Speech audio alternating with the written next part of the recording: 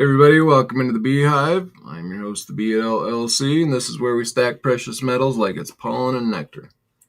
Our pollen is silver and our nectar is gold. Preserving our wealth is honey of old, and like ancient metals, we hold our own.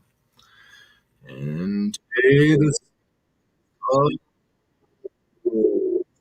okay, let me find that, shut it off. Tonight, we're going to be speaking with Space Miner, and we're going to be talking silver and gold, but also a couple other lesser known metals and what might become of some of these other metals. So we will bring him up directly. So, Chew, hello, welcome in. Joseph Lopez, good to see Mr. and Mrs. West Texas Stacker. Say you to Joseph and West, we are going to be, I got your stuff packaged up here. I'll be getting it in the mail directly. Thanks for reaching out with your addresses, along with everybody else's package. From the GA, I believe I have everyone's info, so those will be going out shortly. Including you, 888. Got yours as well. So let's see if Space Miner is here yet. He was grabbing a few odds and ends before we went live here. I am present. All right, cool. Welcome in. Good to see you or hear you anyway. How you doing? Good. Thank you for having me. Of course. Love to have you on and pick your brain on the alternative metals and the chemistry mind that you have for them. So yeah, I think it's interesting and nice to have somebody like you whose mind is kind of naturally engaged or prone to think about these alternative metals and their alloying and different uses for them. So that's kind of what I'd like to get into tonight with you. But to start off, we have had some big moves in gold and silver. Gold is up over $3,500. In fact, $3,550 or so. Let me pull up the chart here. Yeah, it took a run after that weekend. It did. Started moving on Labor Day and then decided to keep on going. So let me share my screen and pull up. Oh, I see what's going on. I already have that shared. Let me just do this here. So I had a cart built in one of the bullions. Okay, I had a little cart built online early in the weekend. Because usually your price is pretty much locked through the weekend, right? And anyways, I had this price, and I'm like, cool. And so I go to use my debit card, and of course it's a institution, so it failed me. And yeah, a big surprise, right? Locked me out. I couldn't remember some passcodes. It was so stupid. And so I'm locked out of my bank account for the weekend. And so whenever the weekend finally ended, I come back around to it, and man, my cart had just exploded in price. I'm like, Really? Yeah. and I'm a guy that only puts enough money in the bank that I plan on using, minus $1 or $2, give or take, right? But man, I was like, it took it right out of my cart and right out of my purchase ability. Because like I said, I put just enough in there for that cart. And and it took it boom right out of my cart pretty much. And I was like, wow, that happened. Ouch, yeah. OTG, welcome in. Good to see you. Kevin Hawthorne, great to have you.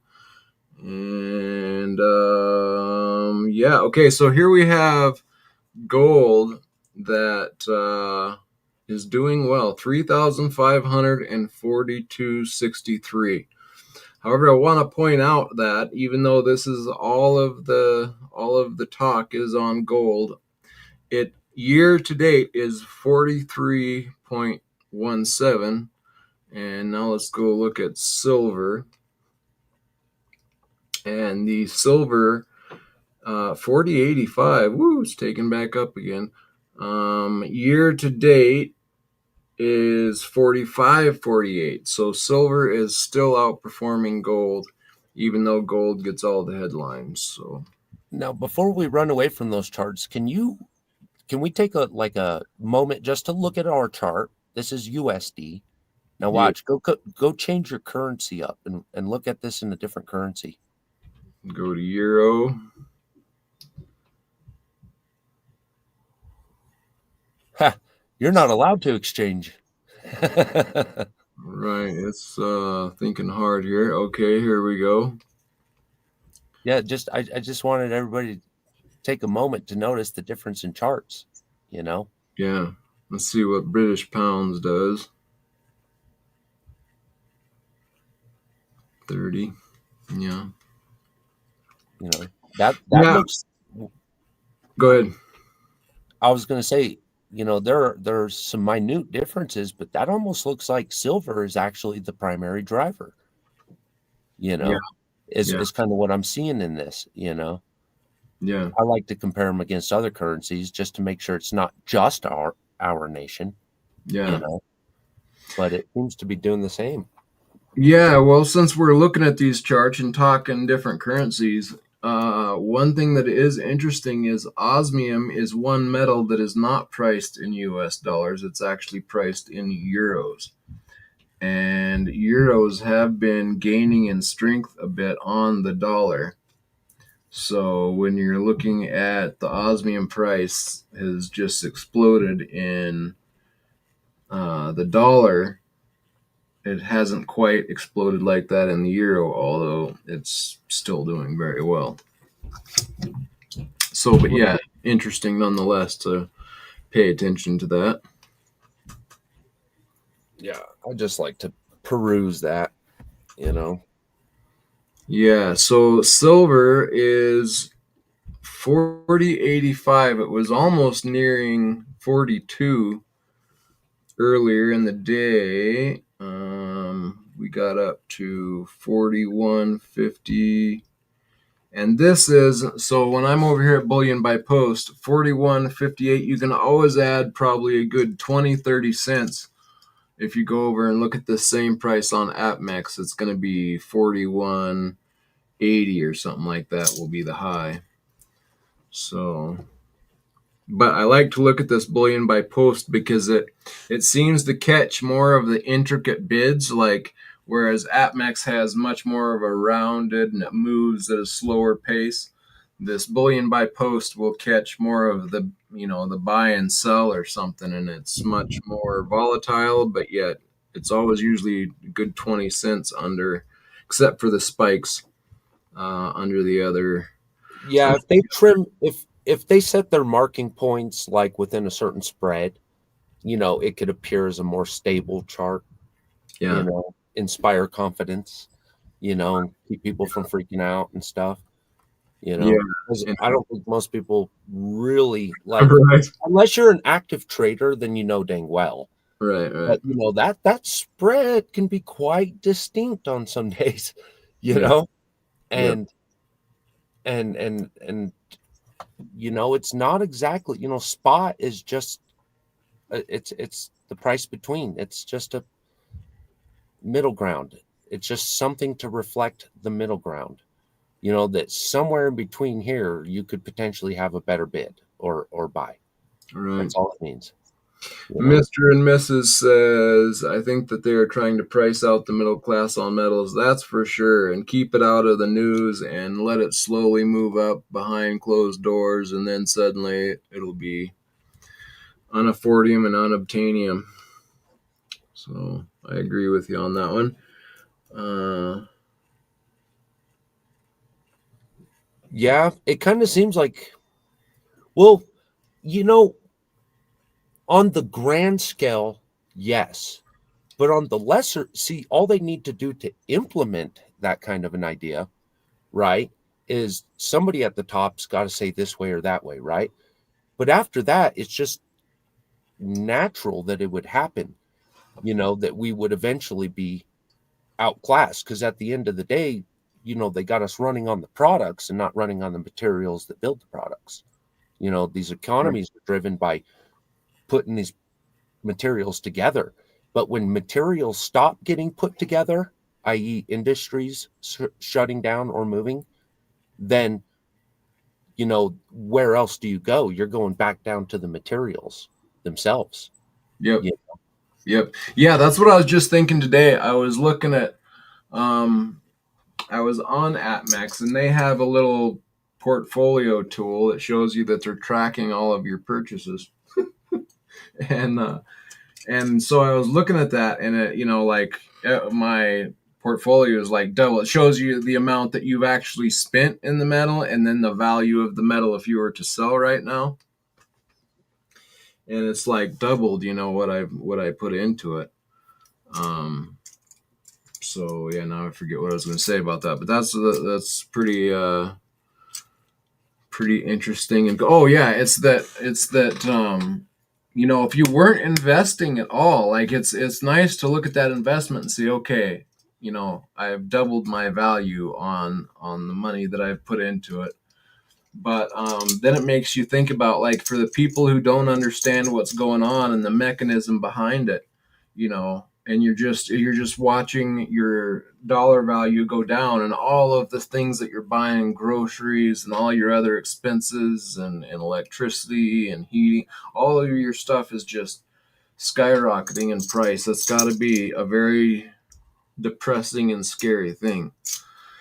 I mean, it is depressing to me still, even though I'm investing. But like, if you weren't investing at all, or you didn't recognize to put your money in some of these places, oh, that would be frustrating, sickening. Right. That, I always think to crypto is the champion of that thought, kind of like we were our conversation earlier, about you know, when all the lights go down, you know, is this when Bitcoin goes to the rescue? You know, is this when Bitcoin steps in as the big champion? Right. No, no, no. When the lights go off, what do you got in your hands? Right. Exactly. You know, and so kind of like here, let me just go down a rabbit trail. Like this is more how I think about it, right? Okay. So I'm thinking like tangibles, right? You like stacking copper, cool. Like those ingots are awesome, right? Those are a great like generic form of pumping out some copper, right? Right. But to the guy that was to get ahead of the curve a little bit and start stacking copper tubing, copper pipe, copper fittings, copper burners, or pans, you know, um, this kind of material, he could really get ahead of the curve. A copper stacker could really get ahead of the curve because, again, when the lights go off and the trucks stop rolling, you see, at the end of the day, people are going to need actual things that they can actually use, right? And you're also going to need stores of value, you know, and you're going to need there's still going to be large industries that are trying to thrive and survive, you know. Yeah. Oh yeah. For sure. Yeah. I mean, that's the key, right? Is and that's kind of why, later on I want to kind of dive into some of these alternate metals that most no one knows about, including me. I mean, you've mentioned some of them to me, and Ian's talked to me a little bit about a few of them. But that's the thing, is they're unnoticed, unrealized, and they're not just valuable; they're necessary. Right? It's like, it's not really like you have a big choice in the matter with some of these things. They're necessary. Right, right. So yeah, even when our economy goes into a crunch, some of these, especially these metals that are byproducts, And if the markets shut down and like even silver mining slows down because the economy slows down, we've got a minute amount of these other metals, and when they run out, what's gonna happen there? I mean, the value's got to really explode to give the incentive to get back out there and mine these, especially when they're byproducts and there already isn't a set mining rig out there that you can just start up and start mining those. It's not set up Right. for mining that. So I think that there's some big interesting possibilities there. Well, you're driving a strong point right now about companion metals. These byproduct, what you're referring to as byproduct metals, there are these companion metals in our mining industry. So, like copper, nickel, zinc, these are some of your primary drivers of a good portion of your other various metals, of your companion metals within these. Okay. And so when we're so but oftentimes there are limited or thin deposits. And so it's never worth the mining operation to go after this one little pocket. It's not really worth it to us. We can't really pull, a profitable industry from this one companion metal. So unless there is this driving demand for copper or zinc or whatever, mind you, nickel, right? Unless there is a big driving demand and unless they can meet their operational costs, these guys run red a lot, but they can only run in the red for so long before eventually they have to cut their ties and just say, look, we'll wait till the cost of the metal comes up again, and then it'll be profitable to us again. Yeah. But in the meantime, sorry, you're stuck out of out of all like galliums and indiums and your thuliums, and you're stuck out of all these crazy other your uraniums is a great example. You know, nobody's like mining rhenium. Rhenium is a byproduct, which means it's a companion metal of another metal, and these guys are getting this out of as a byproduct, and so it's not worth their entire operation to go strictly at this metal, at least right now. So if their main source material that they're mining, if there's not a market, the mine shuts down, and so does the companion metals with it. And Yeah. that's the real big risk. Yeah, like you're talking the rhenium. For those of you who didn't catch my live earlier with Ian of ARC, he brought up about rhenium, and now he's been talking about rhenium for quite a while. In fact, when I got introduced to it was when we were down at the New Orleans Investment Conference. And hey, Silver and Cigars, welcome in. Good to see you. And so that was the first time I had seen rhenium, and was talking to some people about it down there, and they kind of reinforced. I was trying to explain to them why it was going to be needed and it was a good investment, and the guy's like, yeah, we use that quite a bit in our testing of alloys for high tension metals and whatnot. And he's like, it definitely performed the best, and it will. I definitely see a lot of value there. I think you're right. And I was kind of blown away, like, wow, here this guy is actually testing these metals for alloy strengths, and he's agreeing with what I'm trying to sell him. And I really don't know anything about it. I was just repeating what Ian had told me. And here this guy had worked with me himself and agreed with me and everything. So, but anyway, so Ian has been pushing rhenium for quite a while, a year or more.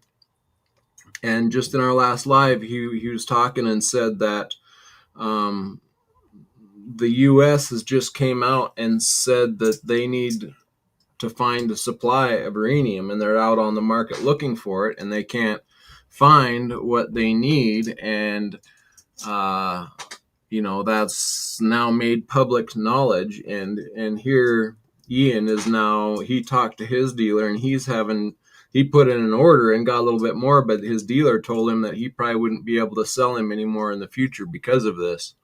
So Yeah, Yeah, I heard that figure, and we're talking about, the majority portion of the annual supply of rhenium.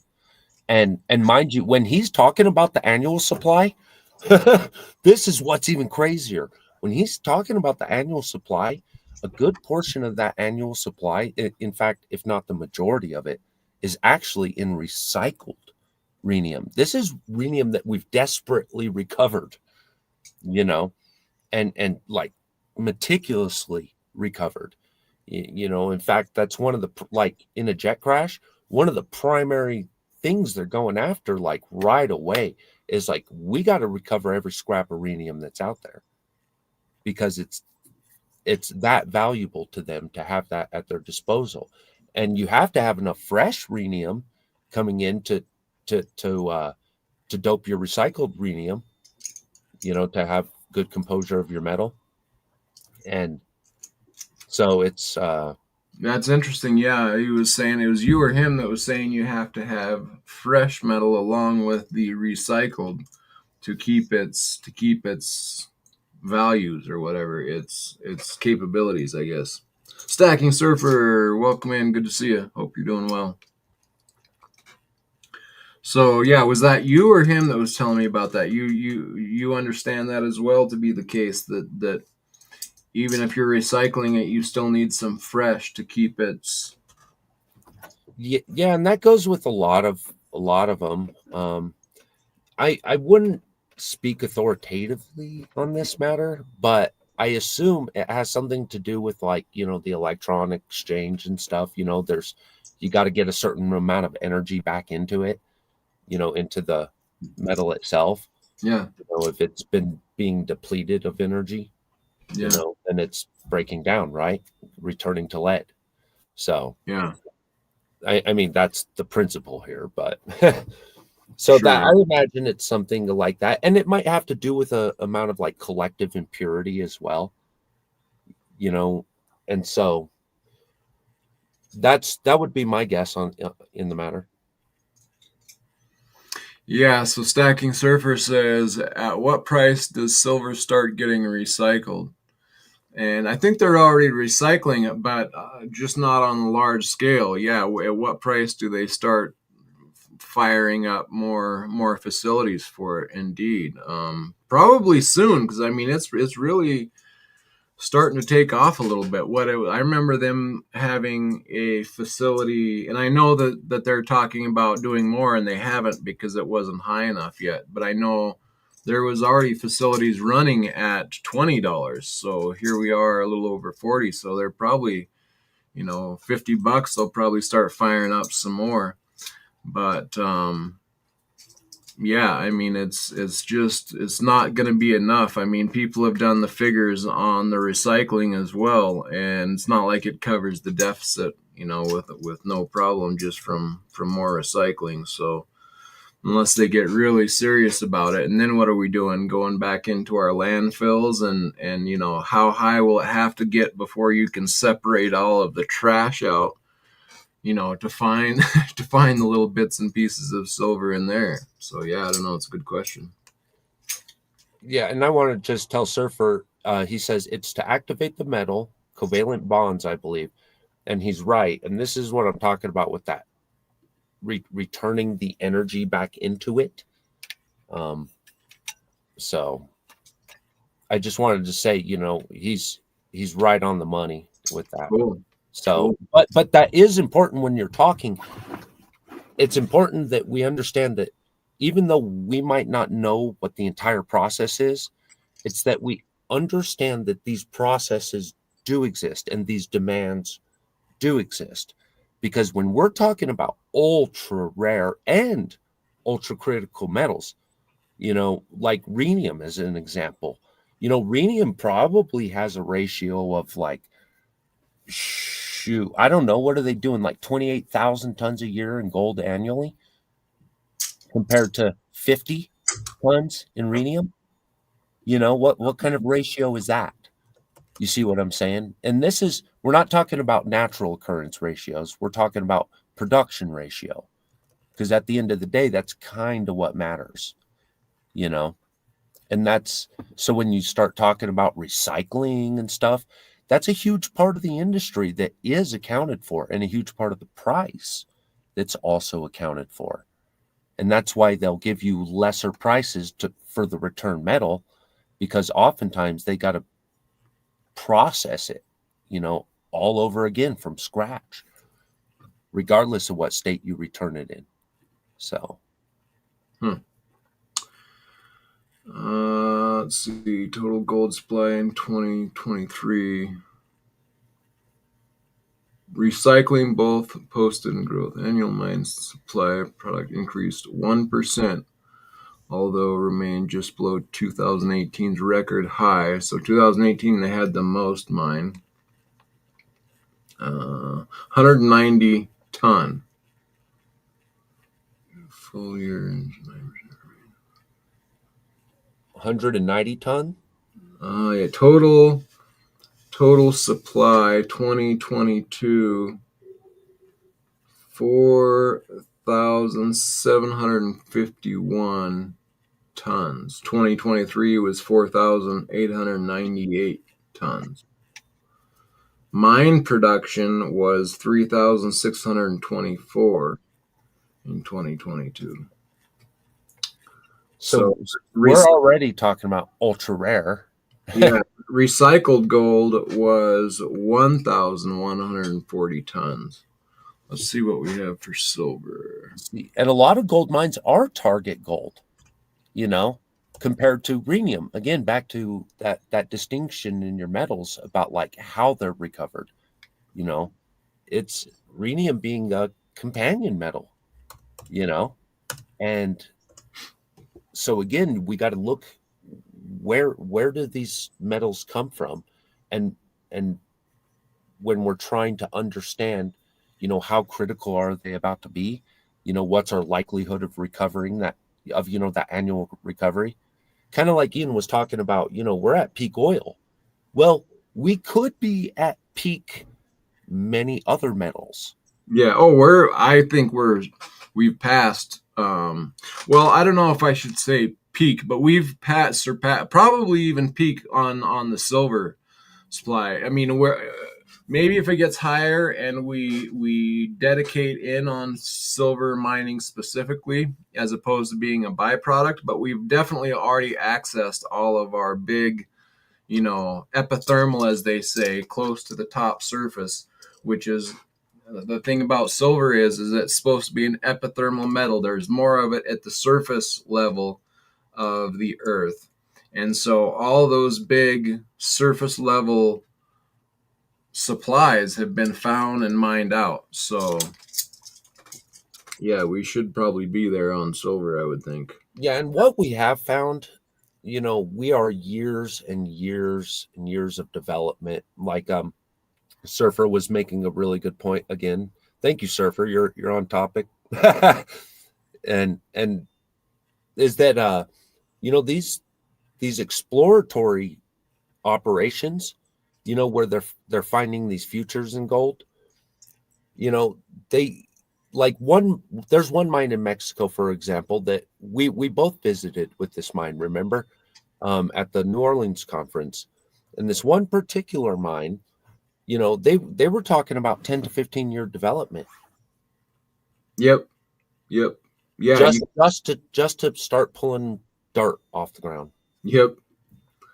Yeah, you can't just snap your fingers when you want more silver and say, "Okay, go get me more silver." It's not just quite that easy. No, and so look, while gold and silver and platinum, mind you, even, and palladium, while these are all making the run, you can pretend to roll back the clock years or decades, with your pricing on these other metals. What Ian's doing with rhenium now, he is at the like when you start. All right, so here I kind of may I for a second. Yep. All right, so when I'm viewing a lot of these metals, I'm trying to view them through a couple lenses of like ratios, right? You got like your trade ratios, kind of like the GSR we normally know. Okay.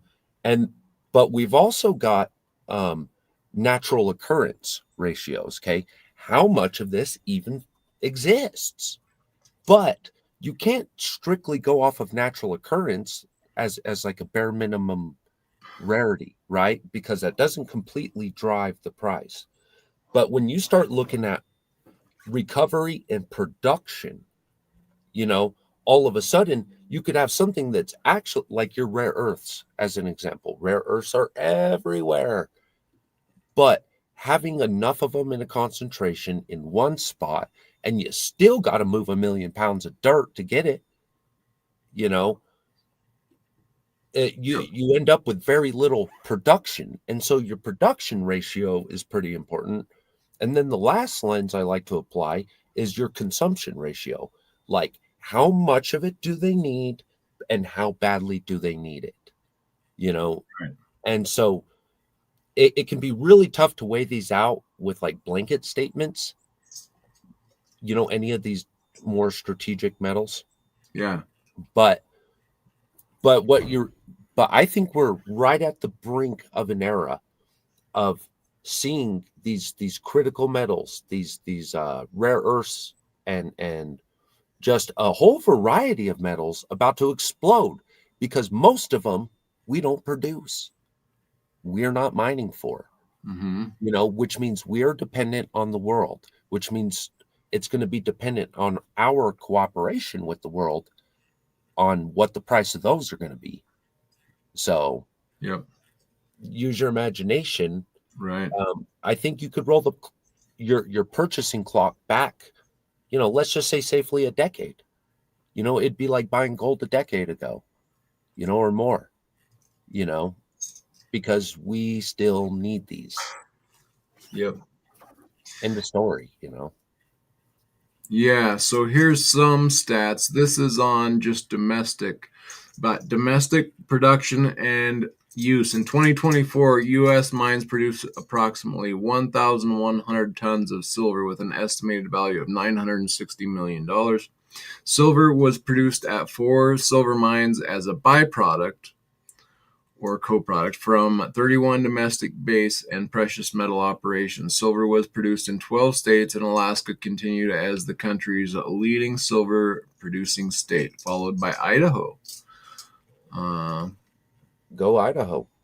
yeah, and so it's showing you the mine production 1,080, 1,020 in 2021, 2022 is 1,010. If we come down here to recycling in 2024, approximately 1,200 tons of silver was recovered from new and old scrap, accounting for about 19% of apparent consumption. Wow. That's quite a bit. That's quite a bit. It's more than I thought it would be. Yeah. Import sources: Mexico 44%, Canada 17%, Republic of Korea 5%, Poland 5%, and other 29%. Amazing. So we are highly dependent on our neighbors. Yes. Yeah, well, Mexico has always been huge, right, with silver, and there's been a lot of talk about them shutting down, and Well, who they're knows, at a they're at a critical reserve moment right now. Um, Mexico's hit critical reserves. They've they're saying pretty much, hey, if we sell off anymore, we won't have any more. You right? know, That's the thing, and with the world's reserve currencies falling through our reserve currency being the world reserve currency and other fiats going dropping, that's going to become a big focal point for governments. Is like, whoa, hold on a second, we're shipping all of our, well, the U.S. is hitting us with tariffs on this, that, and the other, and we're sending all our valuables to them. Like, it's gonna, why would you? At some point, people are, governments are going to start to question themselves a little bit on some of these issues. well, especially when they're looking at whose dollar it is that they're trading with. You know, like, do they want to get paid in that particular dollar? Is kind of the next question. You know, Yeah.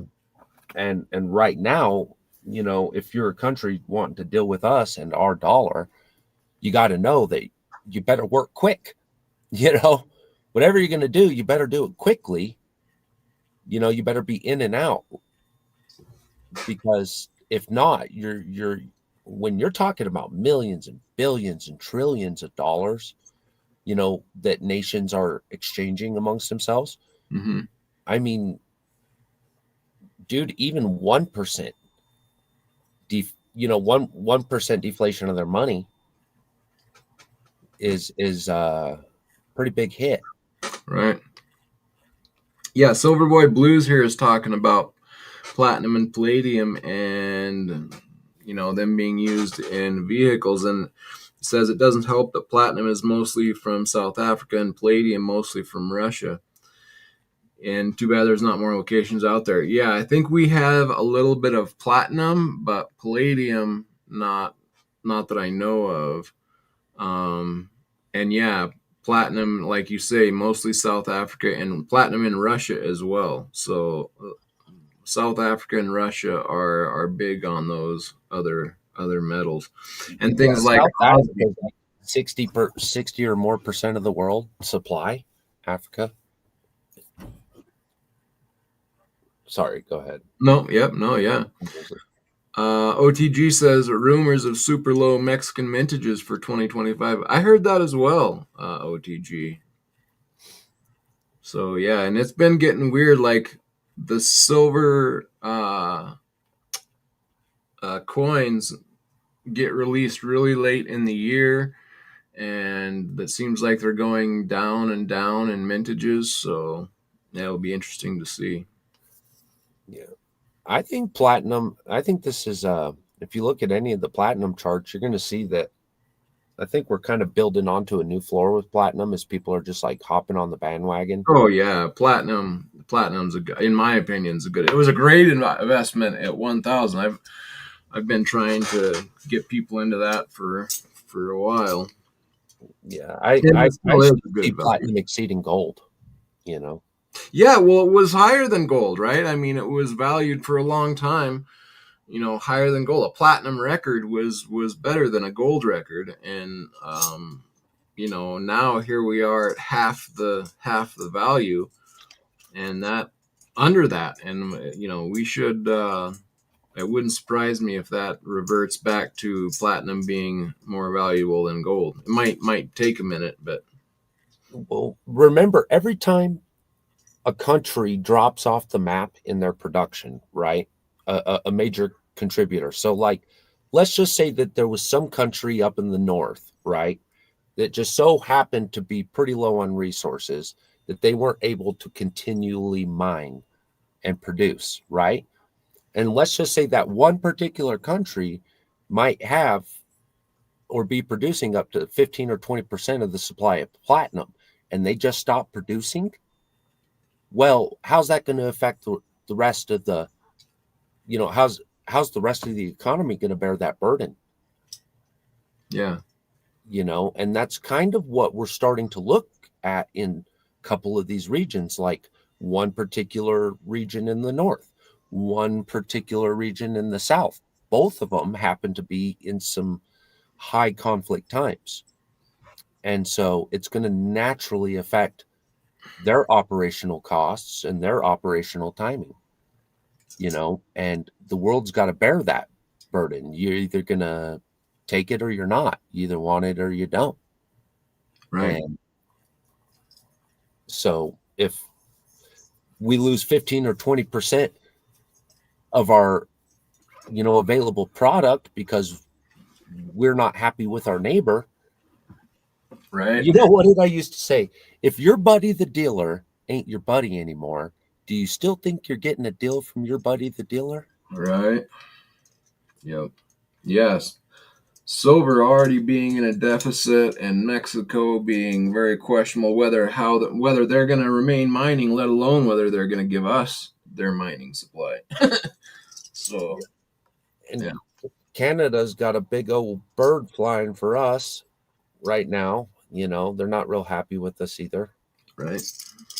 And I think these relationships will repair. Yeah, I do. yeah, But in the meantime, all these, like, again, the mining operations themselves. Every year of conflict rolls a mining operation a year back, you know, and but the right conflict can also engage a big mining operation too. So, you know, but that's kind of a scary thing to think about. Like, that's the last thing I'd want stimulating our metal. Right, right. Yeah, Nickel here says Canada used to be number one with nickel. And that's another metal that, it wasn't long ago here that nickel spiked through the roof on the trading platform. And I heard rumors that when they went to see what their supply was, they found bags of rock instead of bags of nickel. So, Ouch. yeah, I don't know. It could be an interesting metal as well. Hey, Gerald, welcome in. So, yeah. One metal I've been working with is a good example of this, of what we're talking about, is tantalum. And tantalum is used, again, all over the place in high temperature alloys and high acidity environments and things of the sort, right?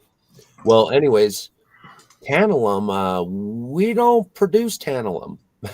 It just so happens. And we don't, and China is like, I don't know, somewhere around like 70 or 80% of the world's supply of tantalum, and maybe as low as 60. Let's even go as low as 60 just for safekeeping, right? Okay. When we're talking about between 60 and 80% of the world's supply at any given year being held by China. Well, I had a bunch of orders in for tantalum, and I know some other guys that had some metals similar, some other rare earths, and we were all getting letters from China saying, "Hey, look, I know you bought this, but we can't ship this to you right now. We'll give you another metal, we'll give you your money back, but you're not getting this."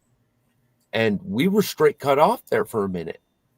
Now some of this is opened back up, but for a minute we were getting letters saying, "Hey, you're not getting your metal, like tantalum, you Hmm. know." And even a small tantalum order can still take 3 months to get to you. Hmm. It's drying up on American shelves. I mean, even the collector's tantalum is drying up. Huh. And tantalum is, being produced, for every ounce of tantalum, it's probably starting with 4 ounces of gold being produced, you know. So what happens when we're completely cut off from this? Like, what if we were just too high conflict to be dealt with right now, and we're completely cut off from that? Dude, your phone has about 500 times more tantalum in it than it does silver and gold. Hmm. You see what I'm saying? Like, Interesting. What is a conductor or as what? a capacitor, Capacitor. and then they use it for all sorts of different things, electronically speaking. But a big one is like capacitors and stuff, because of its high temperature resistance. And so, like, the point is that we consume it.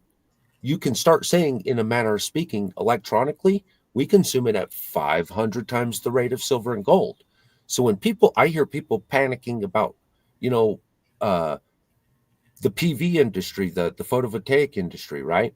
Solar panels, and we're talking about silver being consumed.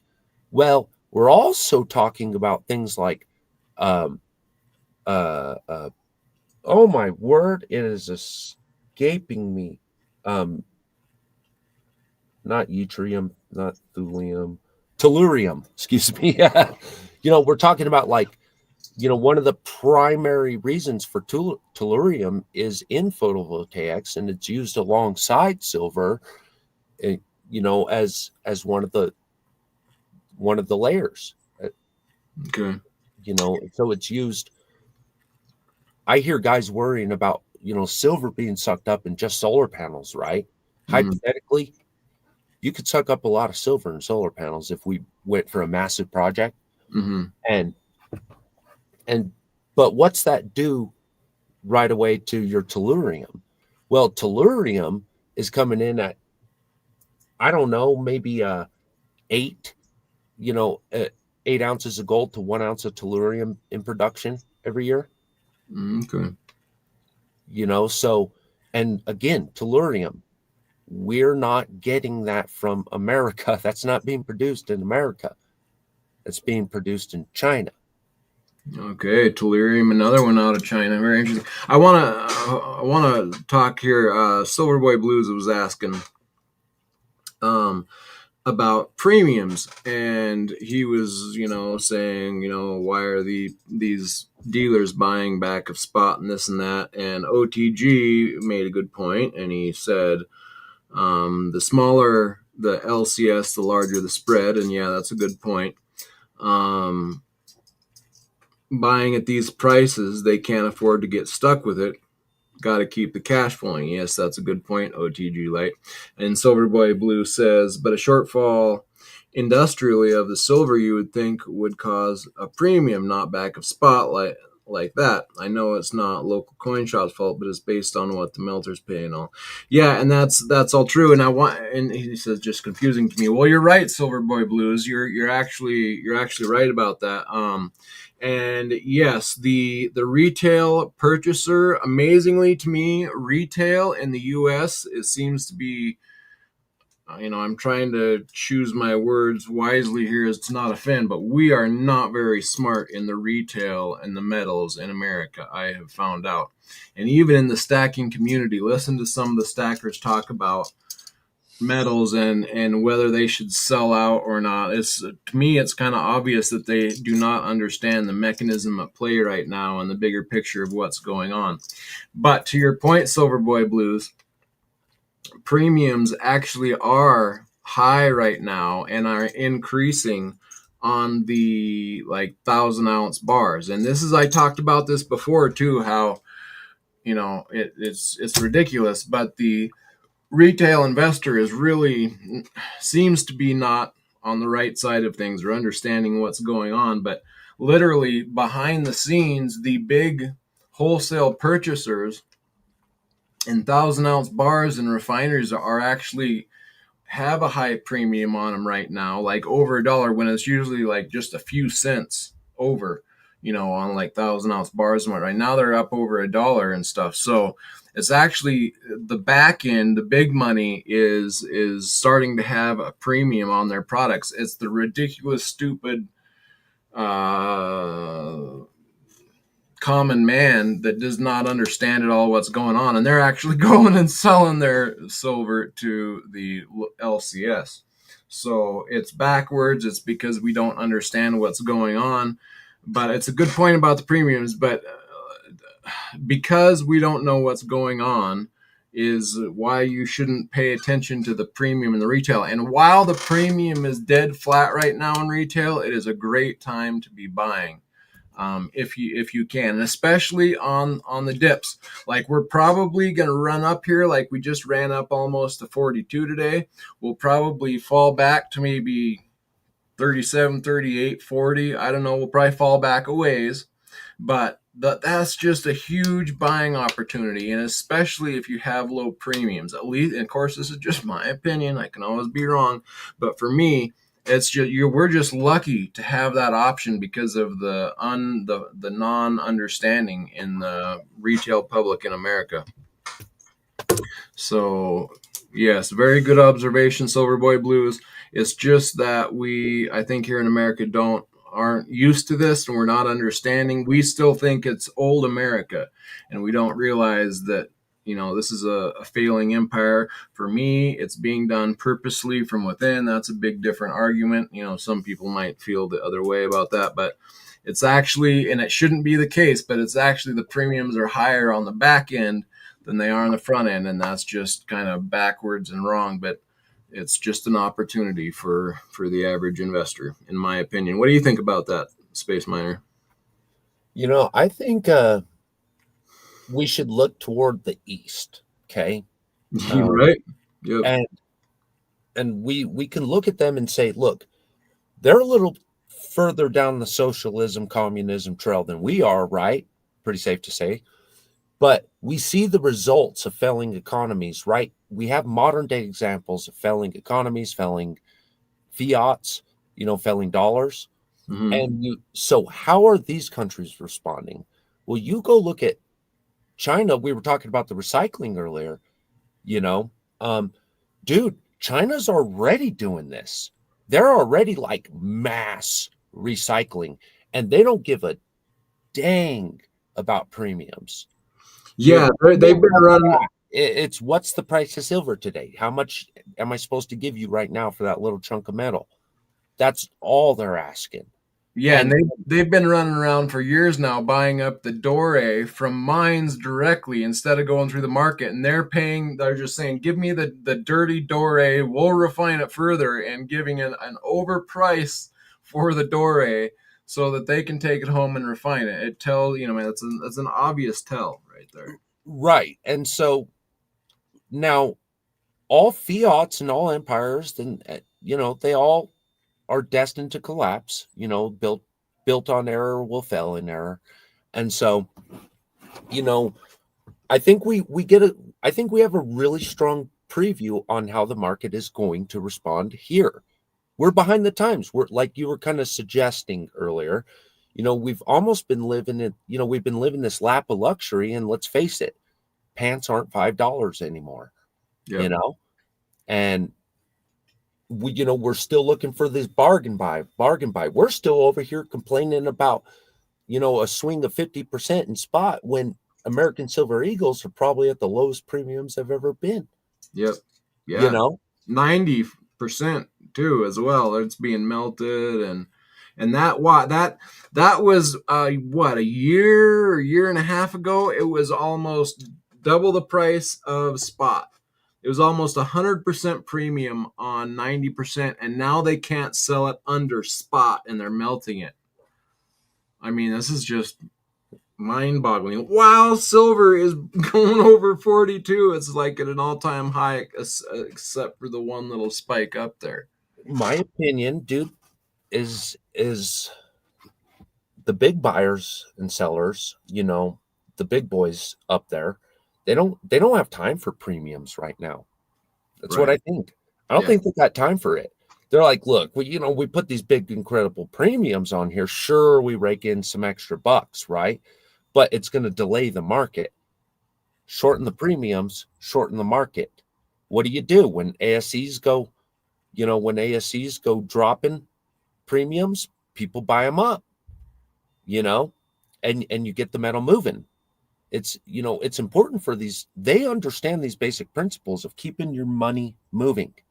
We're talking on our level. Yeah, you're supposed to preserve your wealth, right? But it's still important to keep your money moving. And what I mean by that is like you have value right now. And so if property is a good value and you need property, buy property. If it's a good value here and your metal's a good value here, well, then it makes sense to buy this property before it goes through the roof. If you're going to buy a car, if you're going to buy whatever you're going to buy. But so when these guys have been hoarding the gold, let's just like thought experiment, right? When you've been hoarding all the gold in the world, you know, how do you level up? When you need to exit, you got to exit that gold somewhere. Otherwise, you're not capturing your profit. You got to keep your money moving, right? And so they got to exit into something, you know? And so when all of your metals are moving like crazy, what do you exit into? Kind of becomes the game, and that's why it's part of why we're seeing a lot of growth like in stocks and some of these industries right now, like energy industries. People are starting to spill some of that wealth over into the future and stuff. But in the meantime, they're clamoring for something tangible. It's a weird balance. Yeah. So it's more dynamic than people like to give it credit for. You know, it makes no sense to hold all this gold in the world if you're never going to make a dang dollar on it. You have to sell it to somebody. And if you're going to sell it to somebody, you have to exit that into something else, something that's not failing. So you can expect spillover, that rubber band effect. Yeah. You know? Yeah, Triple 8. He's lying all the time. I mean, I don't care like him or not, but he's lying all the time, and you just pay. I mean, the lies are the lies, and if you're paying attention, you can see easily. Like today, he was out saying, or he had that his secretary girl saying, job growth is the best it's ever been, or whatever. It's like, okay, job growth is the best it's ever been. Sure. Yeah. I sure see a lot of real estate signs out in front of these businesses, Right. you know. Yeah, no, China is well, we gave all our production over there. I mean, they should be doing good, so well, well said. Let's see. So the West is impatient. So the West is basically yeah. the precious metals to the East when they're being wise and patient. Yeah, Yep. Yep. that's what China's ultimately doing, and if they can consume enough of it, then they can make the rules, you know, as far as they're concerned. Yeah. And they're also desperately trying to save themselves, you know. But again, that we've got one thing at our advantage here in America that and I should say just in the West, even Mexico and Canada, the way our constitutions are written, is the people can respond here in the West. Okay. In the deep West, the North America, South America, we can still respond. Um, and we have the ability to purchase and own in most of these countries. You know, t- tariffs and taxes be danged, we can still do it. And so I think we can provide ourselves an insulation against this, but I just don't think enough of us are doing it to ever like really build the true hedge we would need, because you need like a culture driving it too. Yeah. So Yeah, these are all really great comments, guys. I Silverboy, yeah, again, your last comments have all been right, and this one too. Sweet Caroline, she's too young and bright. I'd be jaded and bitter and realistic like us. LOL. She's refreshing, even if she's wrong. I totally agree. 888, where China has an advantage is one leader forever, and U.S. goes left and right, never straightforward. Indeed, or actually, we do remain going forward down the same track of destruction, but broke. Lots of moving chess pieces, both military and economically. Yes, I agree. But I would point out that economically, man, we are just shooting ourselves in the foot on a daily basis. and we're a drop in the bucket too out there, you know. Yeah. All right, well, cool, great info. Let's hear about some of these other metals. I know you've been buying into these other rare metals, and you're like, hey, I bought some metal that I've never heard of before. Every other day, you're telling me you bought some new metal that I've never even heard of. So let's. Do you have any of those metals with you? Let's hear some of these last metals that I know. Tellurium. Have you got any of that? You just mentioned that. I didn't know about that.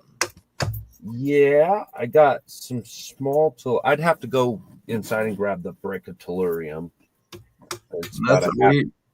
I got 2.5 kilos of that. So here, stand by. So a half kilo of tellurium, and how big would be a kilo of tellurium? What would that look like? It would look like I guess it would be 100-ounce bar of silver, roughly. Okay, okay. About So what it would look like. it's not the density then of silver. It's No. lighter. It's lighter.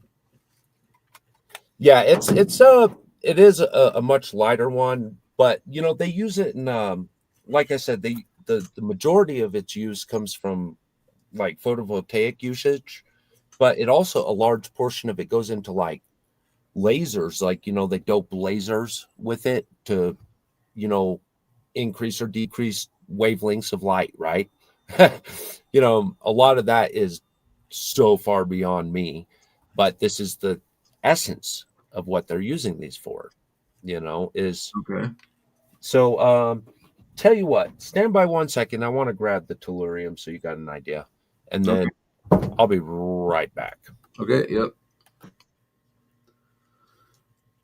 Lots of moves equals changes. You don't gamble without internet to win unless your game is rigged from the start. You don't. I'm guessing that's gamble without internet to win unless the game is rigged from the start. Intent. Okay. You don't gamble without intent to win. Well, with an obvious, with a, what am I can't even speak. Yes, and with someone like you or me who is trying to survive as best possible, that's of course obviously right. I just hold the, and I don't want it to be this way, mind you. Please understand, this is not how I'm not trying to make my mind see this, but in the studying that I am doing, I keep getting brought back to we are purposefully undermining the power of the US, at least for the citizenry. And I have an even worse feeling that is being done purposefully to make us weak so that we ask for this new fake system that they're going to give us, Chuck E. Cheese tokens that are no longer true value money. It will be a token of, we will allow you to have X ration at this point if don't drive over 50 miles for the rest of the week or whatever.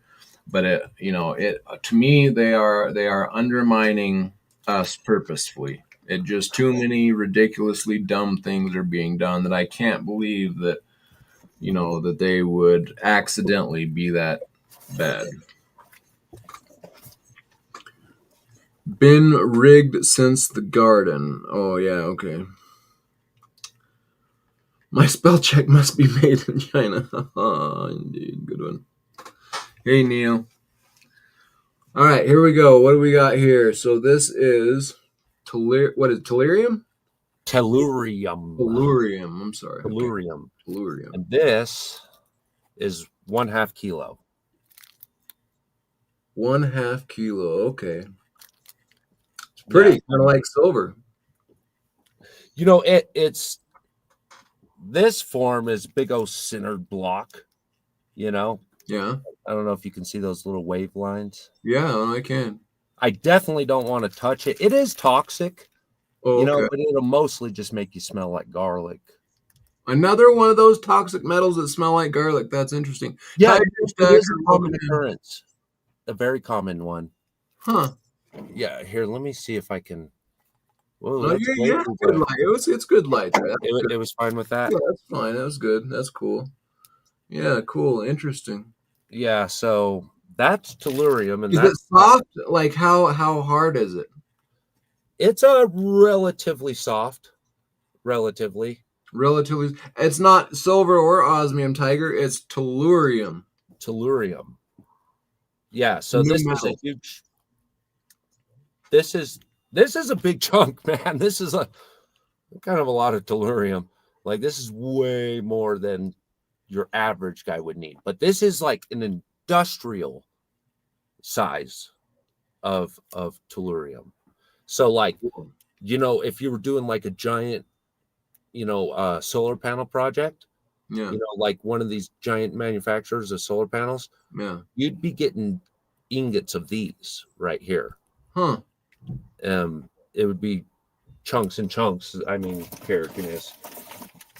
I'm just being careful, like I don't dust myself or something stupid. Yeah, okay. I want to answer a couple things in chat here. Yeah, silver tiger. So Tiger. that's 1 kilo. Okay, cool. Tiger, yeah, this is a new metal. We're diving in here with Space Miner with new unique metals that not very many people know about that we believe could have some explosive potential. And what we were just looking at there was tellurium.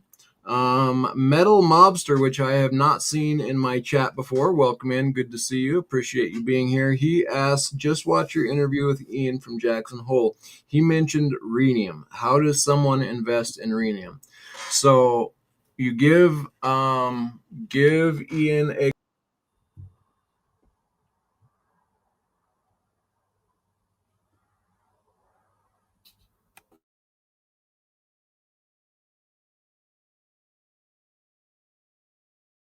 up. There we go. So yeah, if you give Ian a call or email, this is his info right here on the screen. Um, Ian Everard at 307 264 9441, or you can email him at ian at arcsgo.com, and he will hook you up with some of that metal, rhenium. And yeah, give him a call quick. There's not a lot left. Sounds like it's leaving the market fast. US just kind of figured out what Ian has been saying for a while, that it's going to be a needed metal and there's not a lot of it. And it's sold in a pellet form. Kind of looks like charcoal pellets. Kind of look like Rolo, those little Rolo chocolates, about that size of a Rolo chocolate. And but they're sold in pellets. And I think he sells it at the smallest amount by a half a kilo or something like that. But yeah, reach out to him, give him a call. He's a nice guy. Love to talk to you, and ask him about it. And thanks for popping in the chat. Appreciate you being here. All right, what else you got for us, Space Miner? Oh, you're muted. No, I'm not. All right. So that little chunk of tellurium, just to kind of like, this is, we're talking again production ratios. Okay.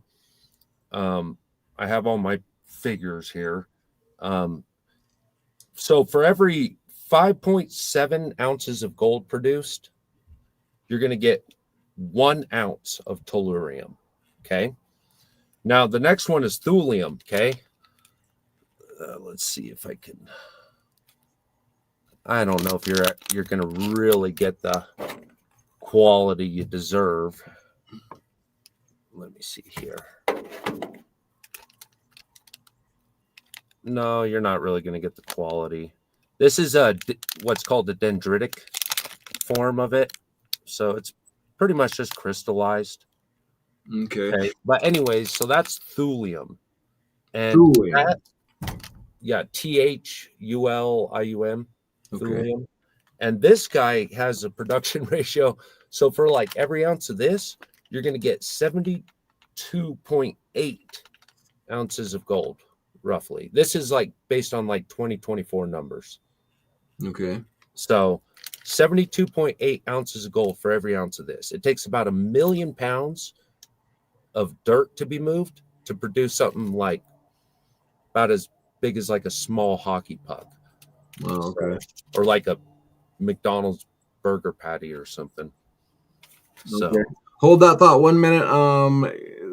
Silver White Blue says y'all mentioned his supplier said he can't sell anymore though, correct? Because of the US needing it bad.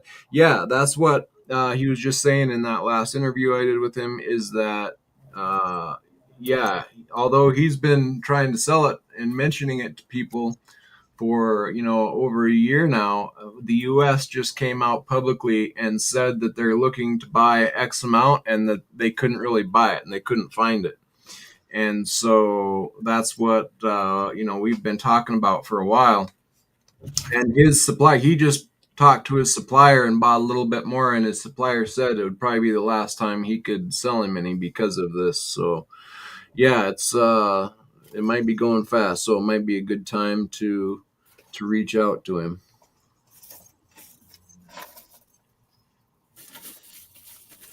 Yeah, yeah, for sure, metal mobster. Glad to have you here. Here's a good one. This is one of my favorites. I've been cheering on this one for a long time. Indium.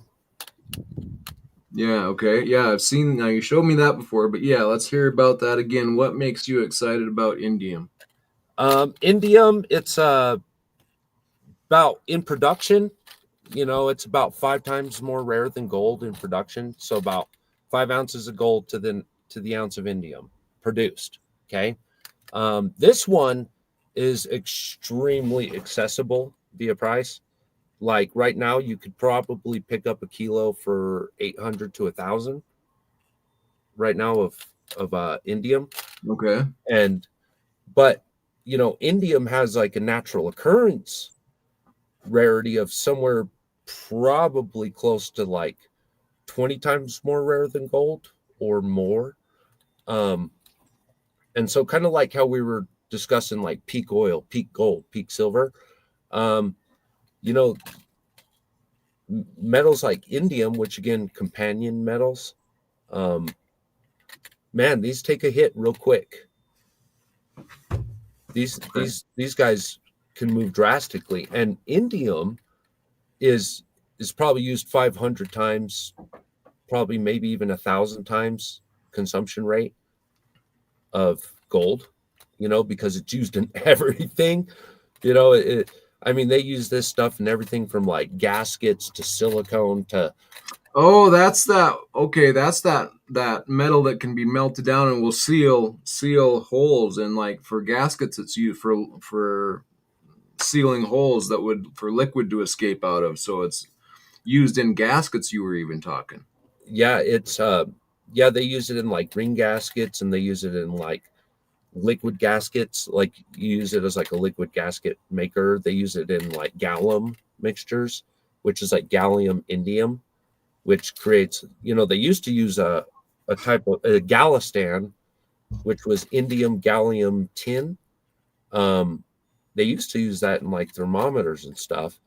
Um, and it stays liquid is one of the really cool things. It's an ultra stable, ultra inert liquid once you put it into as a gallistan. And Okay, so it's like, and go that's ahead. what I'm holding in my hand is gallium. Yes. And that is a metal that turns liquid. If I poured this out in my hand, it would turn to a puddle of liquid, like it was melted silver, is what it would look like. Or what's the other liquid metal that you're not? Mercury. Mercury. It kind of looks like that. Yeah. Yeah. And that's one of the few metals that can, you know, turn liquid in room temperature, so but yeah, gallium and indium both are like ultra critical metals to the electronic industry and your scientific industry and like even silicone industry. So Okay. like, I mean, it's used everywhere. If indium was cut off tomorrow, our electronics industry would be cut off tomorrow. It's that critical, and it's just super cheap. There's a whole bunch of people that are been cheering indium, and it's created a whole bunch of bitter and jaded people too, because they Oh, were expecting indium to correct a long time ago, I see. but Yeah, sure. they just keep stampeding it out at these low costs, kind of like platinum, you know, and but it's a byproduct, So you know. it's another byproduct that just it's not going to be able to, once needed, just turn on a switch and go get a bunch. It'll be due to whatever else is being mined. Yeah. So again, this is another one, affordable kilo. Okay. And so when you these are big forecasts, right? And so I don't want to like definitely don't want to amp anybody up. But like when you're strategically thinking about these metals, you say, all right, let me capture at least 1 kilo, right? And so if there's a natural occurrence correction, like, like all mining operations have to cease immediately, right? Yeah. And you had a natural occurrence correction, you could be looking at a 20 times correction. Now, will it ever hit a natural occurrence correction? No. Yeah. But if it's got a capacity for a 20 times correction based on natural occurrence, that means you could absorb, I don't know, 3 to 5 out of that. Yeah, and like I've been saying, is as silver and gold start to really take off because of the monetary collapse, I think that's going to bring the focus back into obviously silver and gold and some of these main metals. But once those are kind of up to an exponential price, people are going to get their comb out and start going through the rest of these metals, and some of them, I believe, will just be unique outliers that are very well needed, and they could be very explosive as well, in my opinion. So again, that's kind of what we're looking at tonight here, is some of these unknown metals that might have a very good potential ahead of them. So not that they will, but that they could. That they could. Right. And that's important to weigh in this. Like again, back to that indium, there's been a lot of guys, that were really disappointed, kind of like the silver. It's the same kind of attitude that, a lot of the silver guys, they felt shorted by silver. It should have been exponential by now, you know, and they felt like it let them down. But what they didn't have available that we do in today's market is, I mean, sheer volume of of consumption. I mean, we're talking about different levels of consumption on these metals than we used to be talking about because of our technologies and our technology driven life. The same way that they're talking like AI is going to affect the energy industry, right? Is the same way that, you know, these could be affected. I kind of forgot where I was going, what I was trying to say there. But so again, natural occurrence, you say, all right, so it's 20 times more rare than gold, right? Let's just say we'll call it 5 times, okay? And we'll make a correction for that. And then we have production ratios, which are like definitely more important than even the natural occurrence, right? Is like we have to mine enough material to actually get enough material to produce this as a byproduct. Kind of like osmium is a good example. Yeah. Like if there's not enough concentration for it, we're not even going to try to pull the osmium out of it, Right. you know? So production of this is just as important as anything else, right?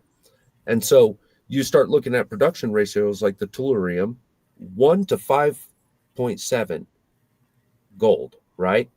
So 5.7 ounces of gold to 1 ounce. Well, what's that going to do for you, when we get cut off? We got to access this production, and so you say, all right, maybe it doesn't hit 5.7, but it could double, you see. Yeah. Oh yeah. Oh yeah. And then you look at like trade values. You have more competitive industry than we've ever had, in technology sector. I mean, look at solar panel producers. They're a bajillion solar panel producers, they're everywhere, but these guys are all consuming, and they're consuming competitively. And you like that rhenium purchase that Ian's referring to, we're talking about 90% of world's annual production being consumed, one contract. That's nuts. Yeah. No. That's Yeah. that's competitive consumption. And so I think a guy that was like say, hey, I'll pack a kilo of tellurium, I'll pack a kilo of indium, I'll pack a kilo of, niobium and tantalum. You see, when these corrections start coming around, the only question at your disposal is liquidity. Who do you sell it to? Yeah.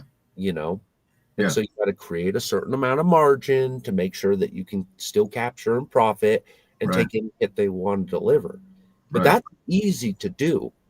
I mean, I mean, indium. Especially right, especially if you take into account and you have a base of other metals to help give you that if needed, if it comes to a crunch time where you're actually needing the capital or something. Exactly right. Yeah. Right, but these none of these should a feller. I wouldn't recommend to anybody. Like, I mean, anybody to just go diving into Right. buying rare earths. Right. Like, dude, just knowing how to store half of them, can be messy. A lot of these got to be, oil stored in oils, and then you want to use the right oil, and you want to keep them in these certain kinds of conditions, and not all of these are favorable. Not all of these have a demand for large consumption, which Right. means we'll always, like the osmium, the tech ready osmium, we have more than enough, like 1.4 billion, uh, you know, nanoparts or something, it's which is like more than enough nano nanograms. There it is. Thank you. Nanograms, like 1.4 billion nanograms, So when you're talking about like guys sheeting something in nanometers, you know, we have more than enough to supply the world with to support a large consumption of tech ready osmium. But we don't have it in the crystalline, and it's the same way with these metals. Some of these, there's like, look, we got plenty. Who cares how rare or how much of it is produced? It's more than we're ever going to need, So you want to avoid those. Right. But I wouldn't do any of this without silver and gold. Right. Right. For Silver, sure. gold, platinum. No, Get your yeah, this is your side bet after you have your basics already taken care of. right. You know, I don't know how many times we've emphasized this. That yeah, that you people shouldn't be experimenting on the go. I don't think you should experiment on the go. I think you should have a pretty sound justification and foundation for your decision. Yeah, you should for sure always know why and what, the depth, why, how you would get out, when you would get in, why you would get out. All these things you should definitely understand the product and why you're doing what you're doing for sure. Right. And so like a lot of people make this mistake every day in gold and something as simple as gold, which should be cultured into us by now. You Right. would think here in America, if anywhere, we would have had a firm education in gold and silver, right? But I mean, guys get had every day. They buy, this beautiful Perth Dragon 1 ounce gold bar, Yep. and then tomorrow they're in a pinch, and Right. then so they're looking for gotta have that liquidity, and they end up at a pawn shop for that liquidity, and then the pawn shop wants 20% of his gold, you know, and well, he just got done paying 20% over for his gold, like ouch, dude, you just lost hard because you wanted all that liquidity, and that's not. You don't want to be operating on matters of liquidity. I'll tell you what's liquid. US dollar is liquid. You know, I don't want liquidity. I want to be able to hold this stuff as long as possible, which means I got 10 dang years to find somebody to buy this. Right. I got 10 years to do my research. Like, I mean, even on the ones I experiment with, you know, these are all like long term, completely hypothetical, theoretical, playing math games, of rarity versus consumption. I mean, I got 10 years to figure this out, is the hope. But in that 10 years, the economy has 10 years to respond as well. The industry has 10 years of Right. responding, you know, and so we're either going to be in a pinch or we're going to be in a boom. But either way, these metals are getting consumed, you know. That, yeah, yep, no, all good points. And that's hilarious what you're saying, Triple Eight. I never thought of that. It's so funny. He says silver is the ultimate first metal, which I fully agree. And then after that he says, but people actually start with aluminum, which is hilarious. I've never thought about that, but that's probably true. People start smashing cans and collecting aluminum and turning that in for the money, right? That's funny. Yeah. Aluminum's also just a fun one. Aluminum was way more expensive than gold at one point. When aluminum first hit the scene, I mean, you want to talk about a rich guy metal. You know, that was that was the bee's knees right there, buddy. If you could get a hold of aluminum, I mean, a lot of people made a lot of money for aluminum. Huh. And then, you know, it drifted into industry, became commonplace, competitive mining and productions, you know, and the aluminum kind of, you know, went back to a base metal. But it goes to show that at any moment, the industry Right. could have a need, you Yep. know, and one of these elements could could be the next big boom.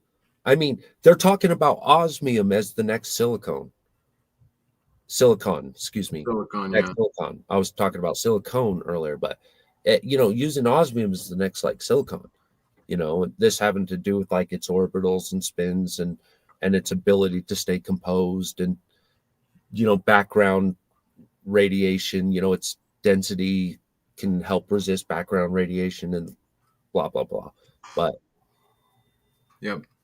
one technology boom, one industry boom, and any one of these could fly off the shelf tomorrow, just like aluminum. Yep. Yep. Yeah, you're hilarious, Tiger Stacker. Osmium Valley, I know, right? Where do we set it up though? Not New Mexico, maybe Arizona. You know, everybody's moving over there anyways, right? all the Cal, all of California's moving to Arizona. I'll tell you that, man. All of California is moving everywhere, man. They're just like get out. Yeah, Texas is another big one that's been experiencing, you know, a huge influx of California. Influx from Cali. Yep. Colorado for sure. Yep. You know, oh, Colorado. dude, Colorado's already little California. It's You know, it's becoming a problem. It is. Yeah. Yeah. Don't remind me.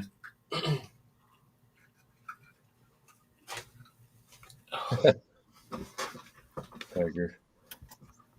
Yeah, so I don't know, man. I'm, you know, this is just me, guys. You know, I'm, you know, part of me was kind of just like, look, what are we? This kind of goes back to the like the foundations of what makes metal important. Why do we choose silver, gold, platinum, osmium? You know, and I just kind of recomposed that and took another look at all of our elements, you know, and said, you know, these are affordable. Like, I mean, they're kind of chunks. Like to make it affordable, you got to buy a big chunk, right? That's how these become affordable. You buy a big chunk. But once you have a big chunk, that's it, man. You sit on it like a stock and you forget about it. And Yep. and it really is just me hedging a bunch of bets. Yeah. Yeah. No. Yeah. It's it's but these are educated bets. That's You know, right. So you understand what you're. That's very key and important, and I'm glad you're driving that point home. Is you gotta understand what you're doing and not get caught up because you'll just get hurt, and then you'll go talk bad about somebody on the internet who said, "Oh, this is a cool metal. You should buy some." No, that's like that's not what we're trying to do here. That's not the point of it. It's if you have a mind to first understand the mechanism. For me, that's the biggest key to any metals if you're doing it for investment purposes. Understand the world situation and where we're at in it and the monetary system that's been running the world and where it's at in this game and what's going on and what's pushing it. And once you understand that, then you can start weaving your way or navigating within the metals to figure out what's right for you and what you should have a bigger base of and this, that, and the other. But if you have a chemistry mind and an alloy based mind and understand these metals and how they mix and why you would want certain metals or what would make you see this metal. Oh, I see something big prospects for this metal because of some reason that you think might happen, and you understand that, and therefore you understand if that gets met or not, or why, okay, now I can get out because that's been met or it hasn't been met yet. So you got to understand all that before you start playing there. But Well, yeah, and like, you know what comes to mind in that is sorry, I'm kind of been on an energy kick lately. Is I'm kind of like looking at these uranium investors, and a lot of these guys got a lot of hope for uranium, and I'm with them, you know, because uranium's going to be the foundations of uranium is going to still be pretty important, right? We're still using uranium everywhere, right? But what I worry though is that a lot of these guys aren't considering the technological wave that's in front of them when we start talking about like thorium reactors, you know, these small modular reactors, you know, and and so it's important for a person as dedicated as they are to a certain metal to be prepared for the inevitability of a culture shift or a shift in technology, a shift in industry, a shift in finances, right?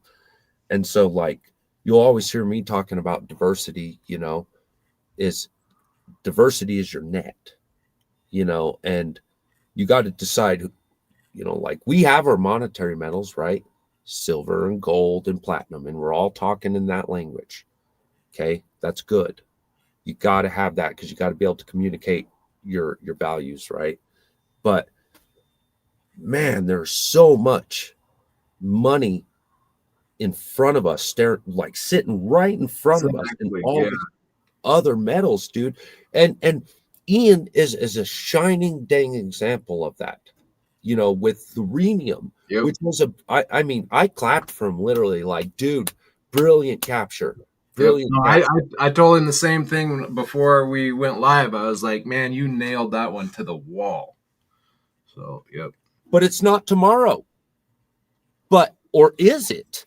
And he's an exact, when he set off on this, it was an available supply. Yep. And now he's already looking at an extinction of his supply. Yep. Yep. When he was first explaining it to me, I'm like, oh man, I hope he's not didn't venture too far deep down the rabbit hole and he's gotten lost and he's thinking he's gonna talk this up and it's gonna come back to bite. But no, he nailed it to the wall. And I got at that New Orleans investment conference when I was talking to this guy about rhenium, and I was just basically repeating what Ian had told me and why he thought it was going to be valuable. And this guy comes out and starts nodding along, and pretty soon he's like, "Yeah, I've used this, and we test different alloys, and this one's came out on top, and I agree with the valuable." And I was like, "Wow, that's cool," and that made me realize, Ian might be onto something here. And sure enough, so Well, I want to really highlight a distinct difference in these types of markets, though, that gold and silver don't get. This is what a lot of these guys aren't getting either. Is that, dude, when you're talking about ultra rare metals, 50 tons, give or take, depending on the year, of rhenium annually, 50 tons. It's like, let that sink in for a second. right, You don't need a huge market. right, a You market, yeah, you just need a market. You yep, need it. You don't have to capture 800 out of 1,000 people. You have to capture like 10, out of 1,000. And these things get swept off the shelf all the time, dude. Trust me, I sweep things off the shelf all the time, and boom, it's gone. Until it's back, and then boom, it's gone. And it takes nothing when you're talking about ultra, like the thulium, dude. Nearly 80 to 1 of gold compared to gold. 80 ounces of gold to 1 ounce of thulium. That's insane. When it's these are kind of like Dude, this is the fundamental principles of supply and demand. You know, we don't, which means we need 80 times less the economy to support thulium as we do gold. You could kind of look at it that way, right? Like, I don't need, if gold is being produced at this much and it's got this kind of a demand, you know, and you bring it all the way down to here, well, I don't need that much. I don't need this big economy anymore, do I? I only need this much. Right. I only need this much of that economy, and my job's done. Yep. You see, and I don't want like it. This is one of the things all of us osmium folk have been bringing to everybody. Like, don't miss a great opportunity. I wouldn't go selling off the house for this, but and I'm not saying convert your entire stack. What I am saying is we are transitioning into an area of tangible of a tangible asset based economy, a tab economy, and these metals at the end of the day, there's only so much. There's only so much. Grab it up. I mean, it's affordable right Right. now. Right. When nobody wants it and when nobody understands it. That's the key. Yeah. Dude, you don't have to know everything about it. Again, give it 5 years. You got 5 years to hold on to this and find somebody to buy it. 5 years. A little bit of commitment, a little bit of resolve, a little bit of education.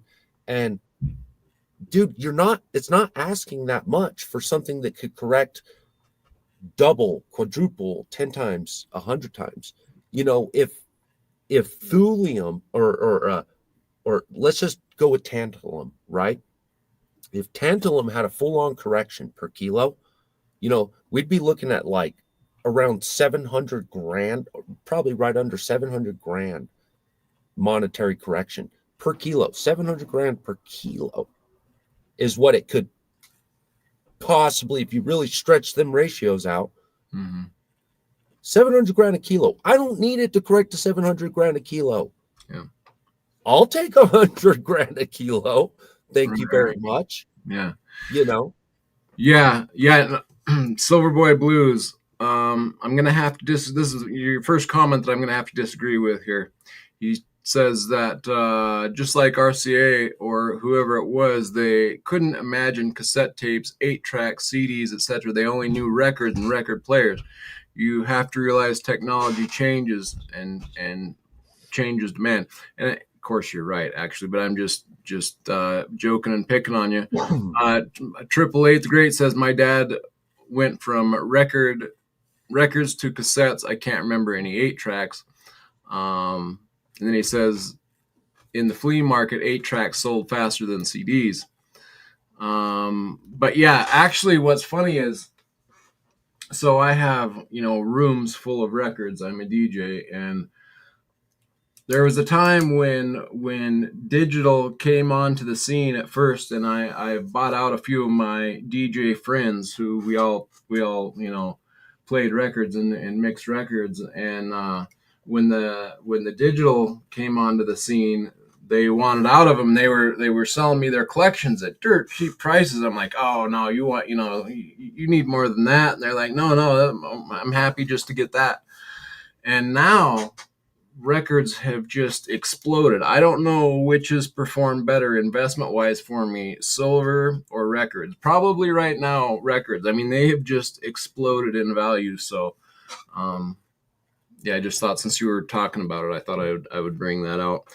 But yes, records have just really taken off here lately. So I was just going through them a little while ago, and man, some of them have just exploded in price. So it's interesting. But again, knowing why you want what you want is key. At least in the records, like I was ecstatic to get those collections, and been buying records all the time.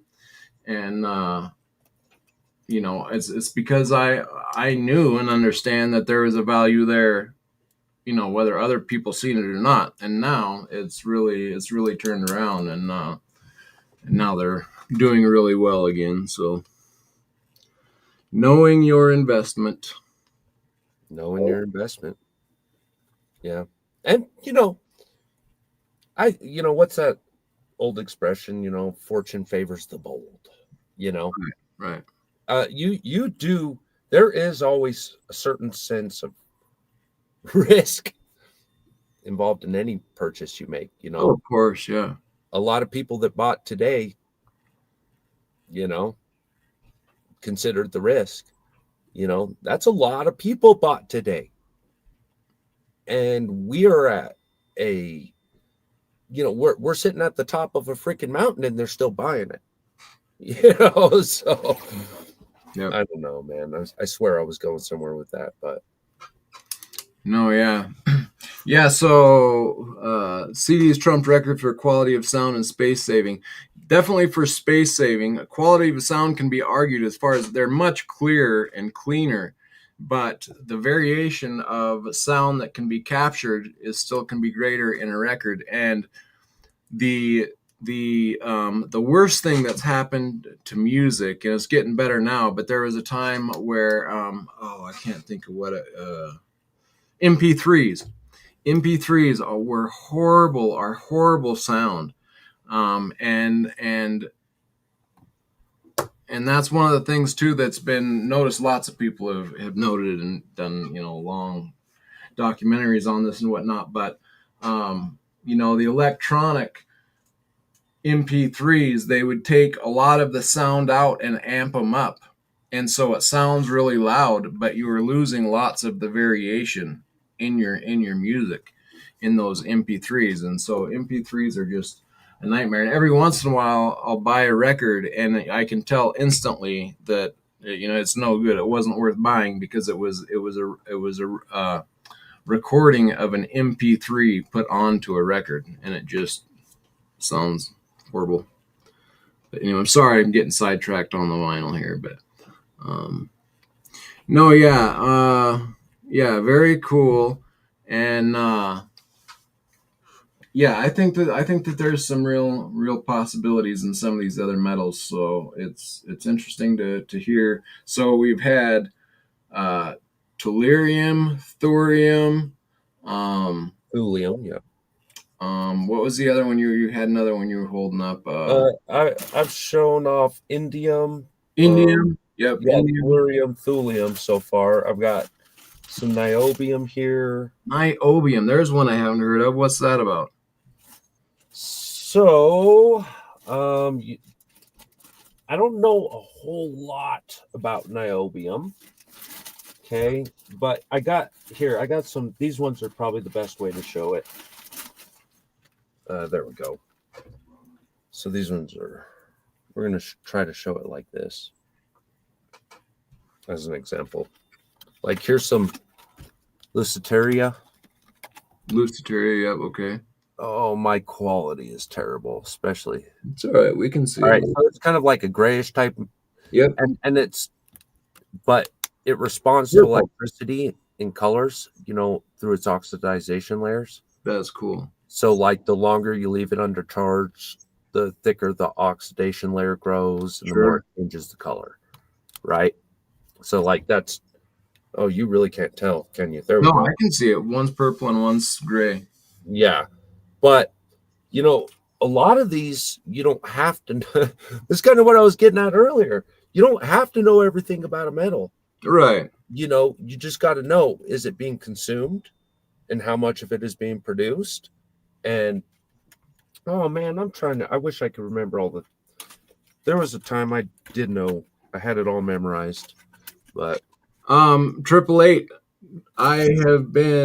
I almost bought one, and I keep my eye on eBay often and other websites that specialize in those old wind up record players. I definitely will have one day if I get the time and chance. I plan on getting one. In fact, I have a place that I know where it's going to go ready for it when I settle in on which one I want. But those are very cool as well. And in fact, those wind up Victorias are the kind of record player that had osmium needles. So I got to get me a wind up record player and an osmium needle, and I will be playing some music through osmium. How cool will that be? Here's a small example of this is 50 grams right here of Of tantalum. tantalum. There's another one. Yeah, so there. I'm trying to get this light right. Let me see if I Can can you make put it the can happen. you put the light like where your camera is facing you, You know so what I need to do? so it What? blinds you? We could see it well that way. You could probably be blinded, but Let me try turning down the brightness a notch. there you go. That was good. Yeah, that's good. I just can't hold it here forever. Sure, sure. No, but yeah, But there we go. yeah. So that's what 50 grams of the stuff looks like, if Cool. that gives you any idea. But it also, Tiger.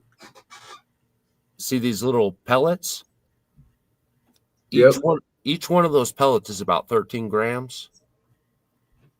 Okay. Okay. And that's just another example of tantalum, Huh. different ways to buy it, but so let's see. What else we got? Tiger says so. I'm sorry. This is hilarious. I gotta tell you this. So Triple Eight says, I bet Tiger had an old wind up Victoria. And Tiger Stacker says, no, Triple Eight never had an old wind up Victoria. However, had an old girlfriend Victoria, and I did wind her up and let her go. Oh, And then Triple Eight says, and she skipped a lot. That's funny. terrible. Yeah. So I don't know. I'm kind of like I got everything all spread out. Here's a better example of the tellurium, something you can see. Let me see if we can get the light on that one now. You showed me that one, but that's a very cool, pretty, like crystalline process almost in that one. That one's pretty. I like that. That's cool. And which one is that one? This is tellurium again. Tellurium. Hmm. Yeah, and it forms those little crystals and stuff. But Yeah. again, that's not one you want to go messing with, like with your bare hands. Okay. Not unless you want to smell like garlic for a dang week. But Yeah, Triple Eight says that one is toxic. Yep. mm-hmm.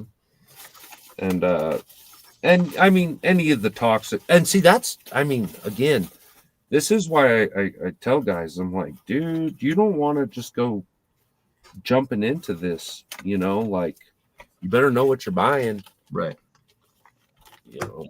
So I'm trying to see what else I have. Oh, I have some scandium and europium on the way, and those are some more I've recently decided to jump into. Um, again, I'm just aiming. I'm just applying the basics and the fundamentals of these investments. Man, Yeah. is like these are rare. All of these are super freaking rare. I mean, What are some of the I don't list them all. I know they all vary a little bit, and there's different reasons probably of getting into each one. But what are some of the basics that you look at when you go to get into some of these rare metals? this is kind of how I pick them sometimes. Basically, do like a rarity check. How much is out there completely available to a market that's interested? Okay. And then you say, okay, what do we use these metals for?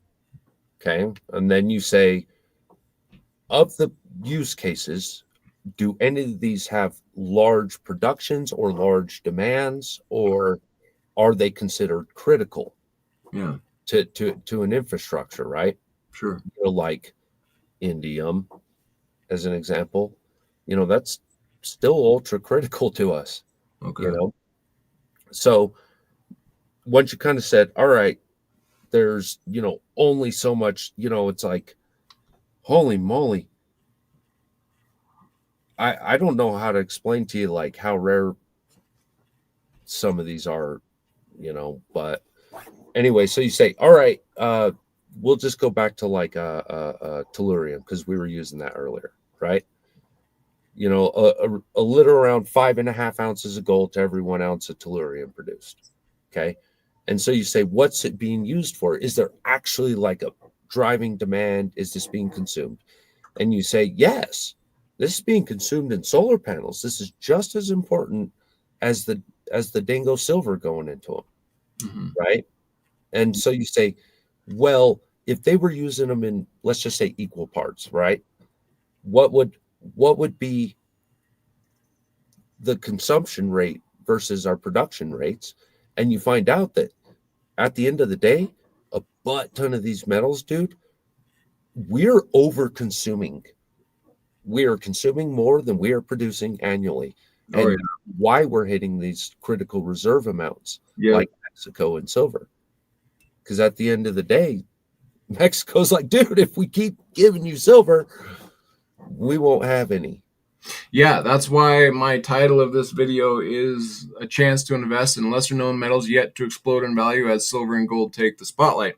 And that, again, is as well as because, these things are being overused without us understanding the levels of usage because we haven't done the deep dives on them. Industry just says, oh, give it to me, and they use it up. And we haven't realized that at this consumption level, we need to pay attention to how much more can be mined, how to get to it, all these things that we haven't looked at. We're just using it up.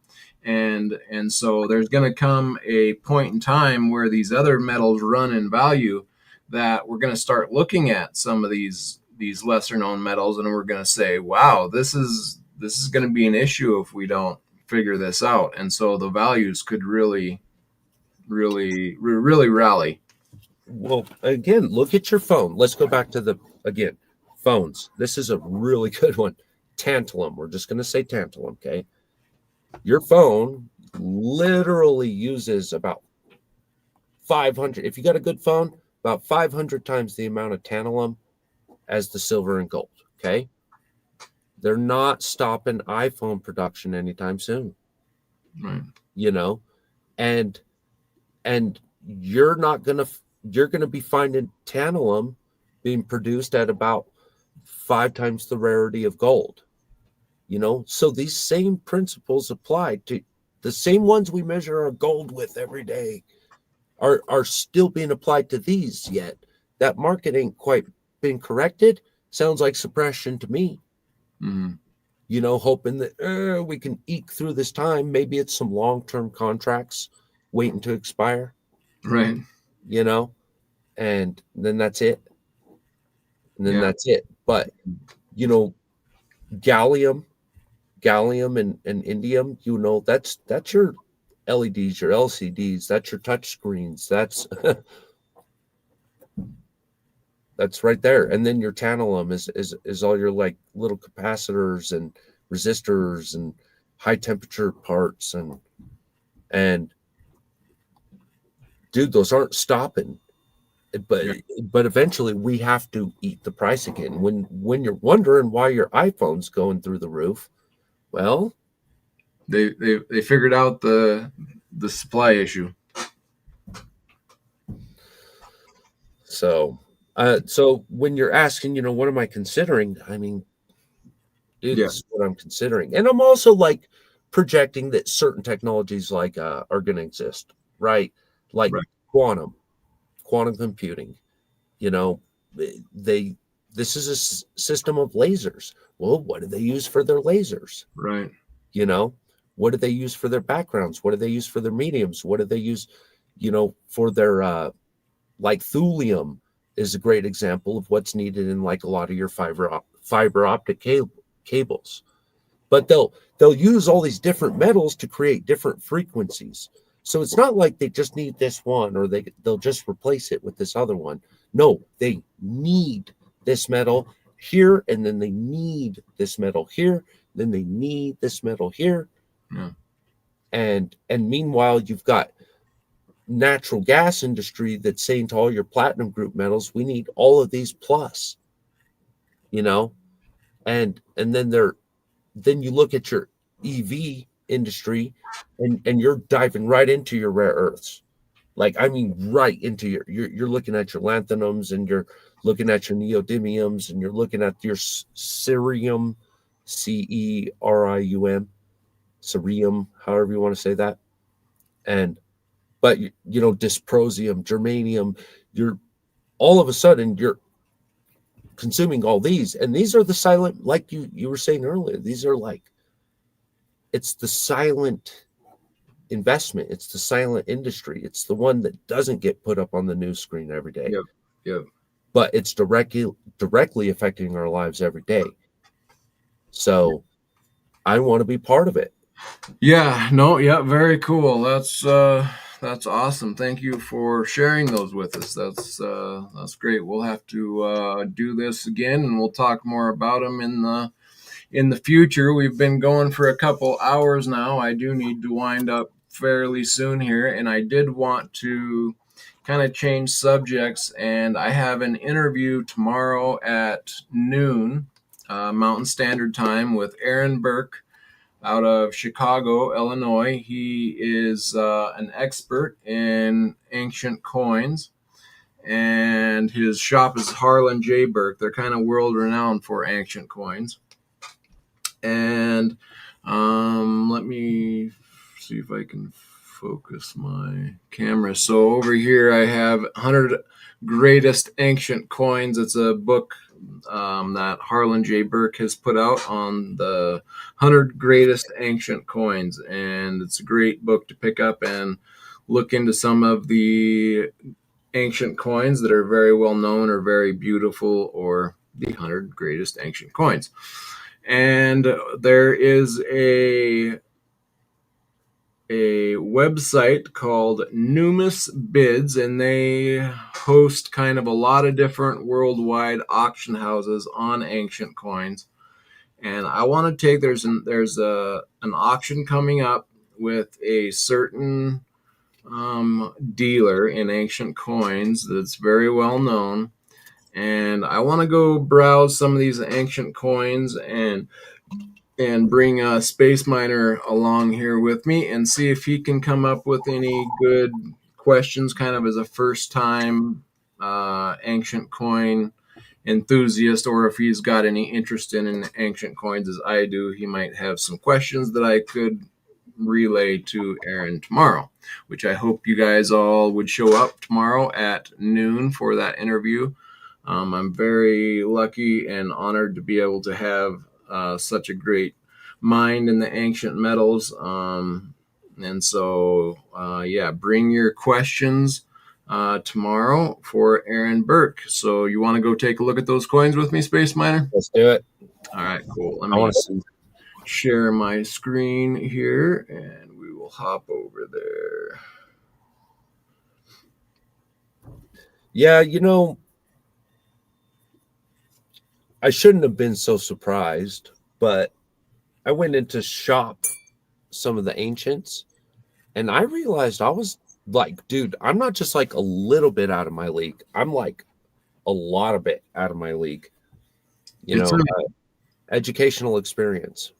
Yeah, well, I started my channel up with ancient coins as kind of my basis to get into, because wasn't a lot of information. I was way over my head, and about 6 months into it to a year into it, I kind of had a dream, and I woke up and I was like thinking about it, and I realized, wow, what have I got myself into? I mean, the ancient coin market is literally thousands of years of coins, and from hundreds and hundreds of mints all over different areas, different countries.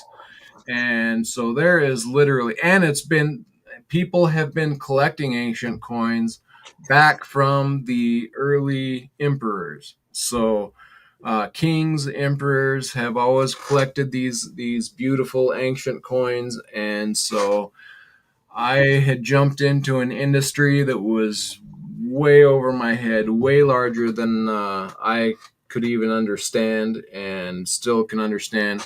And so that's why I have Aaron Burke on. His father got into ancient coins when he was younger, and they've established kind of a well-known name worldwide. And so, luckily, I have them to help me along my path, and hopefully bring in good information to other stackers and collectors of coins, because a lot of stackers, as I consider myself, come into silver and gold and we stack bullion and we say, "Oh, we're stacking, we're not collectors. We're just stacking for the weight and the value of the silver. Those collectors are crazy." Well, that's true for about a year or two, but you just give yourself a little bit of time if you're a new stacker, and soon you'll find yourself nibbling at the collector side of the market. So it's interesting to watch that happen. But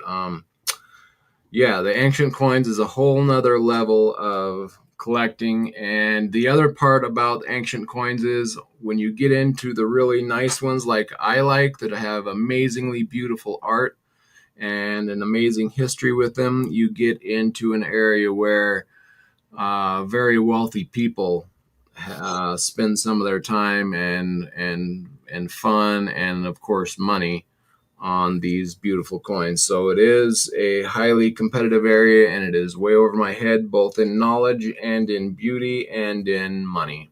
So, but I enjoy it, and it's mostly the ancient Greek coins that are very beautiful to me. And also what you can glean from the coins and what it's telling you about history, just very fascinating. So, yeah, here we are at CNG, Classical Numismatic Group. And this is on the website Numis Bids. And again, they house many different auction houses. And so they kind of have them here. If you start at the top, they show you, this one's going on the third. So that's today. So the third, the fifth, the sixth and seventh. So that's, as you go through the month, it just shows you different auction houses from around the world. And one of the big ones coming up, that CNG is actually also a very well-known auction house for some of the top coins. And that's the one I want to be looking at today.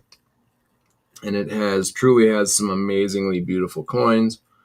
And yeah, let's take a look at them. So these really, what you'll find here, some of these are very strange looking coins, that the imagery is very abstract and artistic, but yet, oh man, I don't know what you'd say. Like some of the 3D posters that you see nowadays, where you have to kind of stare at it for a while before all of a sudden an image will pop out at you. They were doing some of that on these coins, and they're actually copying some of the older, well-established coins, but they're called Celtic coins, and they were done by the outlier tribes around some of the, like the Romans and Greeks and some of these well-known cultures. They kind of were some of the outlier tribes, and they would take a well-known looking coin that maybe the Greeks put out or the Romans put out, and they would just add their own abstract idea to that coin. And so it's very interesting. That's what these first coins here are looking. They're very abstract looking, and that's what we call these coins, are Celtic coins. You do get some very cool ones. Hey, Uh, B, yep. uh, can I ask a favor for you as you go through this? This would be very beneficial for me, maybe somebody else in the future, if we kind of had some kind of like beginner's lens, like as you're going through, maybe like helping me out, like helping me understand how to like sort through some of this information, or at least how you shop your pieces. Sure. Because I like the results of your shopping. I've seen you do this a few times, and I like the results you end up with. And so it'd be good for me to know, man, how are you sorting through all this? How do you know what's the right price and how to find the silver? And Sure. Well, a few things. One is I do stick mostly to Greek. So if you look over here in this top left, okay, you can't see. Hold on here. Um, why are you? Let me move this up here. I'm not sure why you're not seeing my. now, is this because Greek just is a more common, easier to kind of like weave and guide yourself through, or is this just the type of artwork that you're looking for? Yeah, well, it is. It's I got initially the first thing that drew me to these coins was the art. Okay, and silver and gold, right? I'm a stacker at heart, and like I was saying, after a while, even though you're just a stacker, pretty soon you end up nibbling at a collector coin that looks really cool. And I just, looking through all those coins, eventually you come up with, in fact, it was the Athenian owl, and they had made a modern design of the ancient Athenian owl. And I was looking at the modern coin, and I thought, well, that's kind of a cool design. And I was thinking about getting it. And then I realized, and then it was saying something about that this was a copy of the original Athenian owl from like 2,000 years ago. And so I looked that up, and it showed me a picture of the coin from that was 2,300 years old. And I thought, well, man, wouldn't that be cool if you could find that coin? And then I realized you can actually find these ancient coins and still purchase them. And so then so that led me to the Greek Athenian owl. The most minted coin ever minted was probably the Greek Athenian owl. And so once I realized that you could buy an authentic 2,300-year-old coin and have the artwork look that good still, I was blown away. It probably took me 6 months of letting that process in my mind that was really real and legit. But of course the prices were kind of high. But eventually I was like, wow, if I'm going to spend a premium on a coin, I want to hold an ancient, real, genuine coin that started all this off. And so that led me to the Greek coins. And the other thing about, like I was saying, silver and gold, um, the ancient Greek coins are a pure silver. So they would have been pure silver to them. Now nowadays we can test that silver and even get them, more refined, where we can get 4 nines pure. Back then, their pure silver was about 98% plus. So these are pure silver coins, and that's another reason I like them. The other reason is just because the art that I find in these ancient Greek silver coins and ancient Greek gold coins is beautiful, and they can almost speak to you, yet there's no words on the coins. And so that really drew me into it, and those were my first lenses that I seen it. And then once you come here to this website and you look up here in the left hand corner, you'll see right here it says Celtic. Okay, and that's these coins that we're looking at here with the weird abstract printings on. Those are called Celtic coins. And again, those are just kind of outlying tribes that didn't really have a large country and a superpower. So that's just kind of considered Celtic, tribal coins. And then below Celtic, you have Greek. Okay. And then there's below that Oriental Greek, and then Central Asia, and then you get into Roman provincial, and then eventually you get into Byzantine, which is just gross looking coins in my opinion. Some people like them, I think they're very ugly. But so it was mostly the art in the pure silver, and I just found that all the good art was in the Greek. And when I talked to Aaron a little bit about, well, why would you want to, how do I go about collecting these coins? And they say, well, try to just kind of stick to one area, because there's so much you might just get lost otherwise. So it turned out to be Greek coins for me because they're pure silver and because they had great art. So here we're kind of starting. This is kind of the beginning of Greek art. These are not so Man, beautiful, look at that elephant. but again, where do you find a coin with an elephant on it? No, you And put a penny in your shoe too long and it's flat, you know? right, so these things, they start to speak to you because, wow, what a cool elephant, and why would they have an elephant on their coin? And so you start looking into the history, and it just gets really fascinating. This is the head of Metis, and this is kind of just a crazy looking coin, and you get lots of variations of this. But here you have, so this is just, it has an image on one side of the coin, and on the other side, at that point, they didn't even have it. It was just flat. There was no image Dude, on that the is side. interesting. That imagery looks way different and outside of like the other stuff of that time. Like, I Yes. wonder what kind of influence, pushed that full frontal, flat kind of cartoonish Yep. almost character. Like, that's freaking interesting. It is. And that just, that's it. Like you see that and you're like, that's not really beautiful, but it's interesting and intriguing. It And then you seems way start, out of its era, right?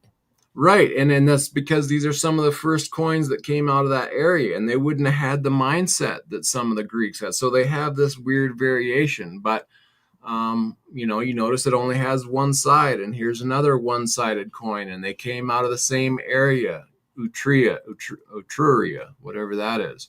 Um, but you start working your way down here. We have coins that have images on both sides. Now here you can see that this is obviously not a silver coin. This is some type of bronze or something. However, this one is silver. It kind of has the same obverse headed helmet. That's probably Athena. Yep, helmeted head of Athena. And you'll notice lots of variations of Athena, but you'll start to notice when it is Athena. A lot of times the headdress gives it away, that helmeted head. What is that one with the camel right there in the center? Camel in the Or the horse? Maybe that's a horse. horse. That's a horse. That's not, Sorry. this one right here. Yeah, that's a cool one. Yeah, so that's where I started my search in these coins, where the artwork starts to get beautiful, in my opinion. I love Um, that depth. yeah, so this one here is quite cool. It's of Tarentum. Now, there's been quite a few of these Tarentum coins on the market lately, but you'll know them quite quickly because they have these waves. They're in the water, and there's this god riding a dolphin. And he usually has different things in his hand. Here he's holding a trident and a shield, and he's coming out of the waves, riding this dolphin. And that's how they founded Tarentum. Supposedly, this god or king got saved by a dolphin and came to the land, and that's where they founded their city, and that's what this is kind of representing. However, next to it, you see a different imagery, but it's kind of the same. You've got this god riding a dolphin. He's looking behind him. He's kind of twisted around, and you can see, I'm going to enlarge this. You can see that he's twisted around the dolphin, and he's about to stab a tuna fish with his trident down below him. So again, you have the same imagery of this guy riding a dolphin with his trident, but here he's twisted around behind him, going to stab a tuna fish. Now his head being kind of that's is that called the flan right Yep. there, the edge of the die? Yes, just like our coins today have a flan, that's the metal disc, and you call it a flan before it gets stamped with dies. And so, but you can still consider it when you're speaking of the stamp on the coin, you can say, "Oh, the head is off the flan," and that's what you would be referring to there. Now at this stage in purchasing, are we? I'm trying to figure out how to even ask this. Um, are we considering the die masters, the strike masters, if you will, or I don't know what you might call them? Are the minters of these coins? Because I know at the time you would have one like mint master, right? And he Mhm. could travel from town to town apprenticing and releasing a new guy in charge of minting in that town, right? Yeah, you're speaking of the die engravers. So generally, there were die engravers that were very good at what they did, and when you got really good, you would even sign the die that you carved, and those are called signed dies. No, so we're tracking this, right? And considering that in our purchases. Oh yeah, yeah. If you get a coin with a signed die, it definitely adds value because it's like an artist that becomes popular signing a painting. it adds that value, right? Like, oh, I know that artist. He did this coin and he also did this coin, and they're both beautiful. So that makes a very sought after signature. Hmm. In this case, and what you brought out is a good point about the head being a little bit off the flan. And so in ancient coins, there's always a little bit of give and take. So you might have one side that's very artistic, very well centered, a good die engraver, and the other side was engraved by a different artist who wasn't very good, and the centering is off, but you don't care about the other side. You're willing to pay for the one side with a really well centered great die engraver. And so you might still spend a good price on just one side of a coin looking good, whereas the other side's still bad. But it's all relative, right? Like if you get a good die engraver on each side, a lot of the times you get a die engraver that does one side of the coin who's really good, and he might be teaching an apprentice who does the other side of the coin, and the other side of the coin is not nearly as good. So a lot of times you get great variation on one coin. But if you get a coin that has great die engravers on both sides, boy, you really struck it on that one. So that'll be a very valuable coin. Okay. Now, could you that are you at the level that you could take a guess at what this might auction off for? Yeah, I'll take a guess at it. Doesn't mean I'll be correct. This I mentioned I went over this lots before of this auction, and I said that these are very undervalued in their estimates. So if you look right here, it says estimate 1,000 USD. The current bid is 900. Um, a lot of them are way underpriced, and sometimes the auction house will do that. They'll put low estimates to try to bring poor people like me into it, thinking I might have a chance at this coin. But by the end of the sale, it'll be bid way up by richer people. They use you to build the floor, huh? Yes, they do. So you kind of got to watch that. I was upset with this auction because they were such low estimates. This one's not so bad. The estimate of 1,000 on this is not ridiculous. It'll probably be, this one has actually unique imagery for this coin. Actually, there's unique imagery on the back, unique imagery on the obverse and the reverse. And they're both actually pretty well centered. You get most of the imagery on the coin. So this will do probably pretty well. It'll probably go, I wouldn't say it would go much over 2,000 though. So it's not too bad of an estimate. Right, right. But again, the things that you look at, you can see that the leg here might not have been when it was struck with the die.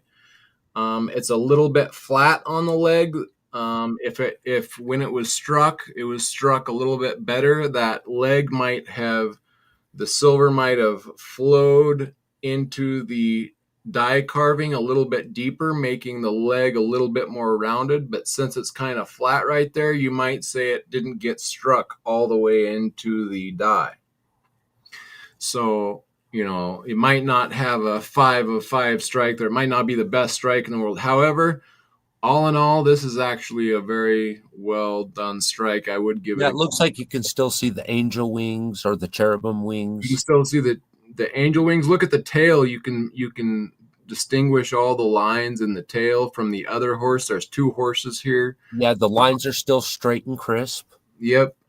Good flow to it. Very good art here. And another thing with bad art, the horse will be very his legs might be too long, or his back legs are too skinny and his front ones are too fat. It's not evenly proportioned at all. This is very good art. It's very well Yeah, good proportioned. scaling, good Good proportions. Yeah. scaling. The angel here is quite well done. Rarely do I, and this, it's usually not, anytime you see an Yeah, angel. you can see muscle composure.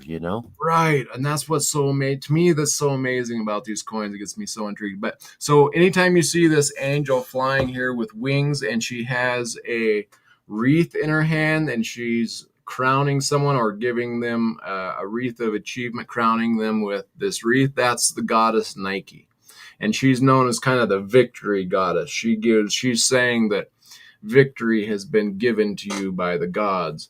And so this Nike is crowning this horse rider with victory. Old school propagandas, right? You bet. And that's the thing about these coins is they're usually giving a message. That's propaganda, just like you said. And so this Calabria saying, we maybe they had just won a war or a race, or horse racing, and horses were very big back then. And chariot racing, if you won a chariot race, man, did the gods favor you, and you would be, known worldwide. It's like, and this is kind of the start of the Olympics was with the Greeks. And so, and horses and that type of thing was very big. So if you get a Yeah, they crown, were bringing in the era of the champion, you know.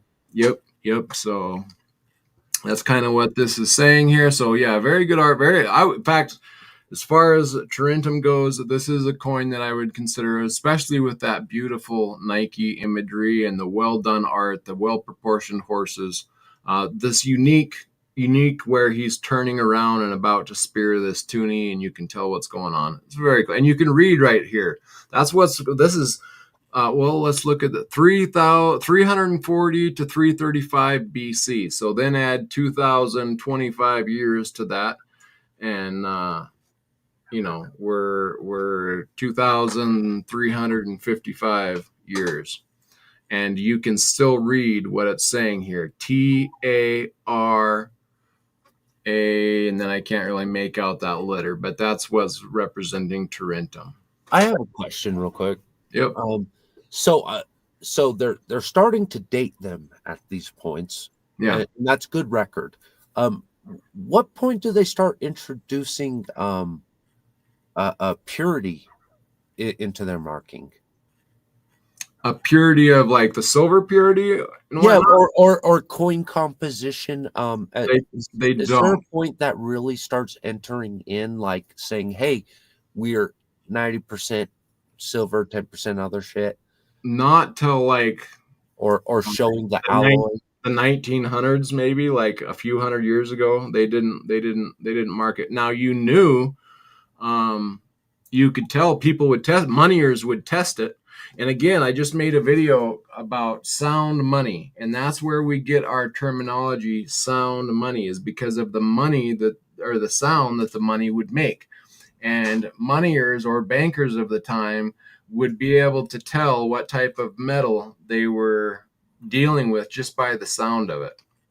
And you get banker marks on the coin. Sometimes if they thought, well, me, I'm not sure if this sounds right, they would take a punch and it would have the moneyer's mark on it, and he would take and he would stamp that just to make sure it's good, clean silver. A lot of times when you would go from one country to the next and you brought a big silver coin with you to that area and you wanted to shop in another country, in another town, you would go to a moneyer, you would give him your big silver coin, and he would strike it and test it. And he'd strike it with his punch and he'd say, okay, it's good silver. And then he would keep that and give the guy a bunch of the local money, and it would probably be a bunch of little copper pieces of less value, but then he could use that easily to buy his goods and services from that town, because that town would know that money. Very cool. Yes, very cool. So then just scrolling down, we have some more different imagery of the Trentum. Your Trentums normally look like this. This is a very normal looking Trentum coin where you have a rider. He's kind of in motion, and he's got a spear that he's going to spear something, and he's got his shield there. So this is a very common look for a Trentum coin. And again, on the back here, you of course have this god riding a dolphin. But yeah, look at the muscle toning on here. Like you can see, got a hairline Right, and belly everything there. button line and everything. Yep, that's pretty good Yeah, you right can see there. the knots in the horse's hair. And Yep, yep. So all of that stuff adds up. And again, these are nice coins. Like, yeah, you these go are top. get cheaper coins, you're not going to get as good of image. Oh wow, look at that wheat. Beautiful. Yes, yes, yes. So, and this one's cool. It looks like it's struck through. And so on one side you have an outie, right? And then what we call an incuse on this side, and I can't think of what we call that, but it's just like a normal coin where it's sticking out. So on one side you have the wheat that's sticking out, and then on this side it's pretty much the same imagery, except it's incuse. And but it's not actually struck through. This is actually two different dies. You can see meta here, and that does not transfer through on this side. So you do notice throughout looking at all the different coins, you realize actually these are not struck through. They just kind of look like I it. like that capture of like dimensionality, that they were really pushing that, you know, that realm of using the obverse and reverse, like I think that's a fun one, It is. It is you fun. know. It's a kind of a little bit thinner of a coin. I have not bought one of these yet. I am waiting for the right one to come along that I really like. Some of them will have, it says right here, meta. A lot of times you can see that it'll say meta, and that stands for Metapontum, or Metapontian. But that was the city name, Meta. And so Meta stands for Metaponium. And so usually it'll have that on the coin, and then sometimes it'll have a grasshopper, like he's kind of holding on to the edge of the Oh, here. And so that's kind of what one I'm looking for. Just unique, cool art. yeah, I So really, really like those, here's a, especially that top middle one. I think that was the best. yeah, that is cool. That was a great one. Here is kind of this one doesn't have a grasshopper hold on, Oh, the but there's lizard a lizard too. there. Yep. Oh, and some little marks in there. This here, Yeah, what is that? that's probably the meta, just not very well done. But Okay. it's cool nonetheless with No, little. that lizard is awesome, man. That would be a great one. And that's what else is really cool about these is um the little what we would call privy marks nowadays on our coins. They kind of had the little symbols on their coins, which it just makes it just about as much fun as looking at the rest of the coin, the little symbology on the coins. They really liked that. They really kept that going. They did. Oh yeah, it's It very makes sense. cool. I like that. That's cool. Here's kind of a cool bull with the incuse and the man. I need to think of what that's called. But again, yeah, you Let's have take that the time and look it up, man. right. I will indeed have to do that, and something that I can ask Aaron. He'll know the name of that. But um, so here you have the bull, and on the reverse it's the same thing, just in cues. Kind of cool. I'm not too big of a fan on this coin. However, there are some cool ones out there if you keep your eye open. Here we got this is probably my favorite coin in this auction. Um, I really would like to go after this coin. I think the estimate is way low here. It is only a nomos, so you need to kind of learn the different sizes to the coins. But a nomos is uh what is it, like about a quarter, the size of a quarter maybe, except it's probably not as wide as a quarter, but it would be a lot thicker than a quarter. I have the answer to your incuse. It's incuse and relief. Relief, there you go. Yep, Yeah, that's so there we go. so yeah, this is a very beautiful coin. It's got the head of Athena, and on her helmet there's another god known as Scylla, Scylla right there. And it's got the tail of kind of like a serpent, and the upper body of a woman, and also out of her mid waist area it has these dogs. And there in this particular one you can see a lot of detail in. It's probably the best skill I've seen. You can see the hair, the nose, the eyes, the mouth, the breasts. These dogs are beautifully done. Look, you can even see the jowls of this dog in the back here. Yeah, yeah. Absolutely amazing to get that kind of a detail to me in this old of a coin. Yeah, So it seems perfection was really about they were really about perfection during this era about scaling everything just right. yeah, and it's Geometry, I suppose, was important. Yep, I've never. It amazes me how these coins can almost speak to you or come to life, or I don't know how you would explain. I'm still working on explaining that, but it there is some. I get more out of these coins than a modern coin, even though modern coins are so perfect, you know. Like, but this is just better. I don't know how you explain that. I mean, even look at this bull.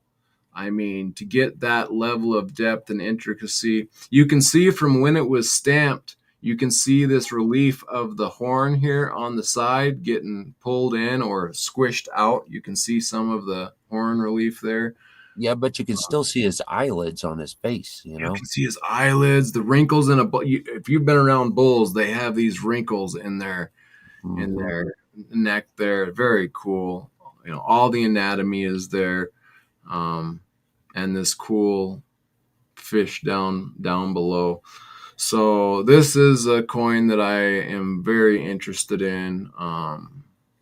But Yeah. Oh, wow. and then so here's another example of that same coin, just a little bit different art. And but here you another great skilla, and these dogs are actually really good. They're not quite as well done, but overall, just a gorgeous, beautiful coin. Everything's there. To get the headdress of any of these along with the face with nothing cut off is very hard to do in it on its own, let alone have beautiful art in doing it. Well, it really is a different design in the Yeah, head, you yeah, know? but you can tell obviously it's the same. It's the same design, just different artistry on it, right? Silver So Boy says he got a mouse with the wheat equivalent. he bought one of my well, it's probably been my favorite coin so far. He took it off of me. He in fact my other best coin he's about to receive from me. He's bought my two favorite coins. So if you like the look that I have bought, he's bought my best too. So it's getting refined as we go. So if you want to see the nicest ones, go check out Silverboy Blues stuff. So but yeah, the beautiful art in these. Here's another one that I'm after. I love the art in these two particular coins. And this one is cool too. Moving on down the line, it's not quite as nice. I don't like it quite as much, but still, Gord, the lion here is just No, dude, I actually like this one a lot. I kind of like see, the like, scattered looking pieces, you know? oh man, I do not blame you. I mean, what a gorgeous coin. Yeah, Uh, see, dude, it's got all its art there. You can see the it running does. man or the fighting man in the helmet. You can see the Yeah, that's unique. You don't see that a lot. And that imagery that you're pointing out there, like a lot of these helmets, everything is will be the same. But this you have that added little guy here, and it just makes it that extra bit of unique that makes you just kind of drool or want this coin that look at that eyeball, the way the that eye, they right? textured The it to show pupil. the color. Oh man. And then of That course was smart. instead of Scylla, we have Pegasus here. Um, but again, great deal, detail, a great headdress, um, gorgeous, and then a great lion prowl Yeah, on the prowl. So very cool there. yeah, it's all Um, good. this one I'm not. This is again the relief and the incuse design going on. I'm Some not of those are quite big lazy. on this one. Yep, yep, but still kind of cool. Oh, I This like that Impala. That's pretty cool. what's the Impala? This thing here? Yeah, it looks like an Impala to me, or Okay, something like it. You know. okay, cool, cool. Yeah. Sorry, I'm just like, No, oh, no, and I'm that's just pointing at stuff, just pointing. You, yeah, no, it's you cool. Like stop that point. what grabs you might not grab me, but that's what's so cool about these ancient coins is like the artist had something in mind that just might really inspire you. Yeah, So I don't really like the obverse of it though, but the yeah, ribbon on that Impala looks great. indeed. And here we have this kind of tripod. I need to ask Aaron about this. I was under the assumption that this was one of the Olympic kind of trophies that they gave away, and I think they did. However, I guess this might be something a little bit different, but It seems almost like a tribute piece, doesn't it? Because it's just so different than the rest. But it kind of looks like it was like slopped out in a way, like a single serving kind of a piece. yeah, the tripod lion's feet. Yeah, that is cool. The feet have lion's feet. Two serpents rising from the bowl. Yep. Uh, Kind of cool, but yep. it does seem more like a tribute piece than it does like a currency piece. Yeah, well, from my understanding, what I thought this is, but I'm going to ask him about it, is they would give out trophies in the Olympics. And one of those trophies was this tripoded trophy. And I think that's what this represents, but I'm not sure because I seen something else saying it was something else. So I gotta look into that. Yeah, But because there it is again, right? there, yep, here it is again. A little bit different, but yet still the same. Oh yeah, and now the rings. Yep, there's three rings. So maybe that has to do with the rings from our modern Olympic. That's a very interesting Yeah, question. an Olympic. Ring, yeah. Yeah, So and then you get down here, you have a that's horse got a classic Pegasus. look, doesn't it? Yeah, and I'm not that huge on this Pegasus, but it is very elongated Pegasus. It's very artistic. It's a little bit feminine look to me, but it is very elegant nonetheless. So Mm. it is quite cool. It's very well centered. So and then look back here behind the helmeted Athena, you have a little serpent. Huh. So all those little cool details stand out to me and are cool. Looks like they're setting the majority of these expectation. Oh, I'm a sucker for the crabs. I don't know what it is Crabs. about the crabs. I like those in art. This is the one that I want. This ring I want for, or this coin I want for a ring. And I like see how these crab pinchers are cool, but they don't have the imagery that this one does. This crab, see all those little Oh yeah, it's a teeth? it. That would make a great ring. I think you would get so you punch out the middle, and then for imagery you would get those claws and all the little legs, and I think that would be really cool. Man, that little turkey vulture or falcon or whatever that Yep, is.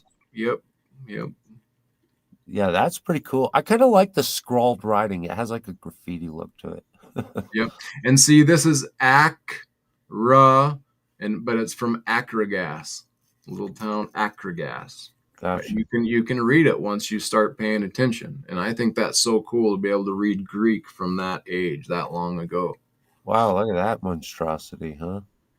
Right, and so here we have a bull with the head of a human, and you hear about these things, and you hear about these old gods and these old imageries, but I mean this is what they were looking at. This was the authentic. This was the real deal from that time, and I find that very intriguing.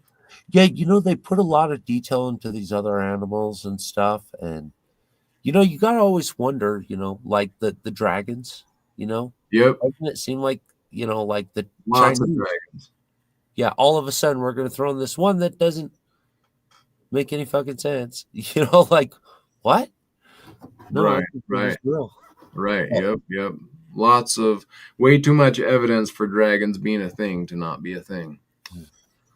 Um, but yeah, so this is kind of cool. This is Dankel, known as I believe it was Zankel, but is little, yeah, Zankel. So there's a little Messana, a city in Sicily, Messana, but it was known as Zankel, and the D kind of made a Z sound. For some reason, they have a D here, and but that's what that's saying there. But okay, so it shows the dolphin to show water, and this was a port to this town. And if you look right here, there's this line coming all the way around and makes kind of a half a circle. And that was the landscape of this port where the ships would come in and dock. Very And cool. and so that's just what it's showing. It's showing this area where they did lots of trade and the town name. And it has a little seashell in the back. which is cool.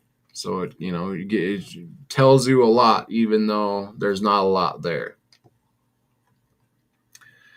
And these are cool with the little rabbits and the chariot and horse driving. This is a small coin. They make the same imagery on bigger coins that I'll show you later. Look, you get a lot more imagery out of it, but still kind of cool. A rabbit in a wreath. Um, but I want to get down to some of these more cool, unique coins. So these get some beautiful art in these Sicilian, Syracuse, famous city in Sicily, Syracuse. And once you start looking at these coins, you get very intrigued with them.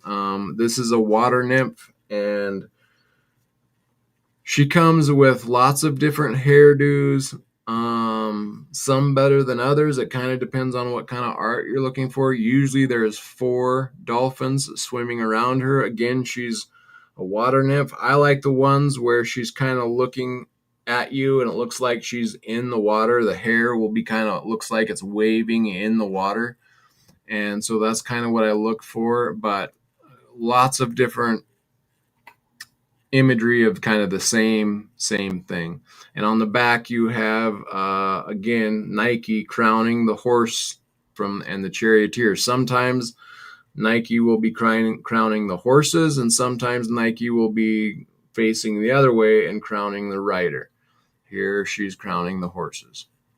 So, but these get to be very beautiful coins. Again, see how the hair is done up just a little bit different. Mm-hmm. But you have in a little bit different dolphins. A couple of them are probably off the flan. But you can see here Syracuse. So the S's are kind of look like a 3 back, or a reversed 3. But that's an S. So, and then a Y, R, A, K, O, Syracuse, but the S would be down here, Syracuse. So you kind of learn to read it, in its own way. And I'm horrible at that, but I can still kind of grasp. Kind of a nice one. Yep, a little bit different. The reverse on this one's pretty nice. You get the chariot driver here is actually pretty well done. I noticed right away. A lot of times they're not very well done. Here it's pretty well done. And to be able to look back at these chariots and see kind of the design of the day fascinates me. And of course you Syracuse, so that's kind of cool. Syracusean is actually, I think, what it says, Syracusean. Cool. And the relief on those are just That one's not so good. This one's a little better, but not so good. Kind of cool, really pretty face here, but you can see that there's something kind of out of the die, like a chip out of the die, when it was struck. So it's got nice hair detail, great chariot detail. The chariot is very well. That kind of looks like a UFO for a driver, but other than that, it's very good, very well done. Chariot is very well done. You can make it out very well, and the clothing on the guy is pretty well done. Here you have, and I would like to ask, that's something I want to ask him is about, I think I already have that written down though, is if this might be supposedly that serpent Scylla, I wonder. But so this is below the I can't think of what it's called, but there's kind of the base here where the ground would be. And then underneath that, sometimes they'll have a fish or something. Here you kind of have this weird creature, and I'm kind of wondering if that's supposed to represent that Scylla monster or if it's just some type of serpent. I don't know, but yeah, I like that one. That's a nice looking one. Here's a little bit better one. This one's cool because it almost like these dolphins kind of put a frame around her. I think that's kind of cool. Not too big on the face or the hair, but like the dolphins I kind of like. And again, this chariot is very well done, and the horses are pretty well proportioned. Nike is looking pretty good there. So, but with each coin, you can see how you get different good detail and some bad detail. Yeah, large, very large bust on this. Yep, yep. Yeah, Large bust, like you're saying. She's kind of pretty. The hair seems to be done up in a net. Um, Interesting. yeah, But I want to get to some of these are really beautiful. I want to find one like here. She's very well done. yeah. That's a gorgeous one. Yep, that's nice. But they even get nicer. We'll find one here that's bad. Really, see now. Here's a very poor reverse.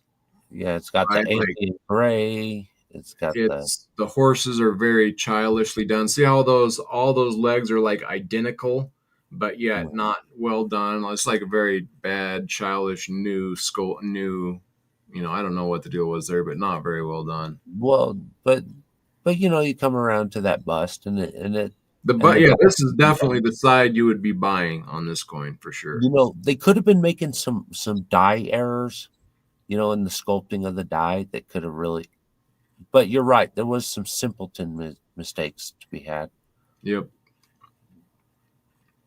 Here is some much better art. This is actually, I believe, a famous artist. See this one, yeah, obverse die signed by Uinitos. Here, and this is not a very good coin. It's been cleaned, and you lose a lot of the detail. But you can see, look at all the movement in these horses, and they're all kind of differently done. Um, his you can see a lot of movement in this. His garment is flowing in the wind. The chariot wheel almost looks like it's spinning. So you start recognizing very well done art when you get into here. You have like this is a very well done bust. This is a nice coin. It's not my exact favorite, but it's still well done. You can tell. Here is actually a very famous coin. There's not. I think it said this is. There's only 11 that can be owned by the public. So Wow. this is a very rare coin. It's pretty. This one looks like it's been in the ocean. See, there's lots of pitting Uh going huh. on in the coin. It looks like maybe it was either buried in kind of an acidic soil or maybe in the ocean. So it has some acid etching to it, but man, you can stare into this coin and keep staring into it and keep I don't know. That is very, very cool imagery here that kind of comes to life if you just stare at it for a while. So I can see why that's a popular coin. Here is going to be another. This one is signed by Uinitos. I can tell by the horses and the movement of the chariot Nike. Like, this is a very good artist. It's kind of a harsh coin, but very, very good artist. Looks like maybe it was struck with rusty dies. If they had a good set of dies done by a good artist, they will keep those dies and bring them back out even after years. And so the die will become rusty. But since it was such well done, the public really liked that art from that artist. They'll use those dies in a later date, and they call them rusty die strikes. And so you can see the pitting on this, and that's probably a rusty die strike. I wonder if something like this might have got them catching on to like the like toning, and then the difference between like a polish finish, and like with like a brushed finish background kind of. I wonder if they started to take advantage of that at all. I don't know. Like you almost got to wonder sometimes if they were like, no, I like that. Right. You know? Yeah. I don't know. I mean, they definitely liked the art because they brought those same dies out years later and did them after they got rusty. Because you can see the same coin from an earlier mintage that has no pitting, but then, the strike is a good strike. It hasn't been worn down yet. It has pitting, so it's easy to see. Okay, the dies were rusty, even though it was a freshly stamped coin. Well, and I could see a certain sense of security about that as Sure. well. See, look at this. This is, I love the reverse on this coin. And actually, on these specific coins from Sicily, Syracuse, these early coins, 400 BC, This is called the obverse, whereas normally it would be the reverse. But on these coins, these are backwards. So this is the obverse and this is the reverse. But anyway, not a big deal. But look at that obverse. It's got A lot of life in those horses. the wheat down below exerg. So this is called this would be the floor where everything above this is the actual art to the scene of the picture. And then below the exerg, sometimes they'll have some other unique imagery. Here they have some wheat. But look at and there's something weird going on here with this wheel that's out of place. You can see that there's a wheel here and a wheel here that would be in place with this charioteer driving these horses, but I don't know if they're running over a broken down chariot here or what's going on with this wheel right here. But look at those horses. Look at the movement. They're all looking different way, like amazingly beautiful art there for that, to me, for that time. And this reverse with, look at her earrings, look at the little curls in her hair on the forward coming off of her hair, off of her head there. Yeah, they worked in some perspective on her face too, kind of giving you some depth. You could see Oh her man, eyelash. her eyelashes, she is gorgeous. I love this coin. I absolutely love that coin. 3,000. I bet this goes for over 5,000, probably 7,000, something like that. Wow. Not quite as well done. Look at the charioteer's kind of skeletonish, but There's yeah, a lot going on though. but there's a lot going on and there's quite a bit of movement there, so I got to give it a little bit of credit indeed. The And look hair's at, going on top. she is definitely gorgeous again here. This is a beautiful reverse again here. The dolphins are quite unique. How that dolphin's coming out from behind her head here. That really looks like it's in the water swimming around her. That's cool.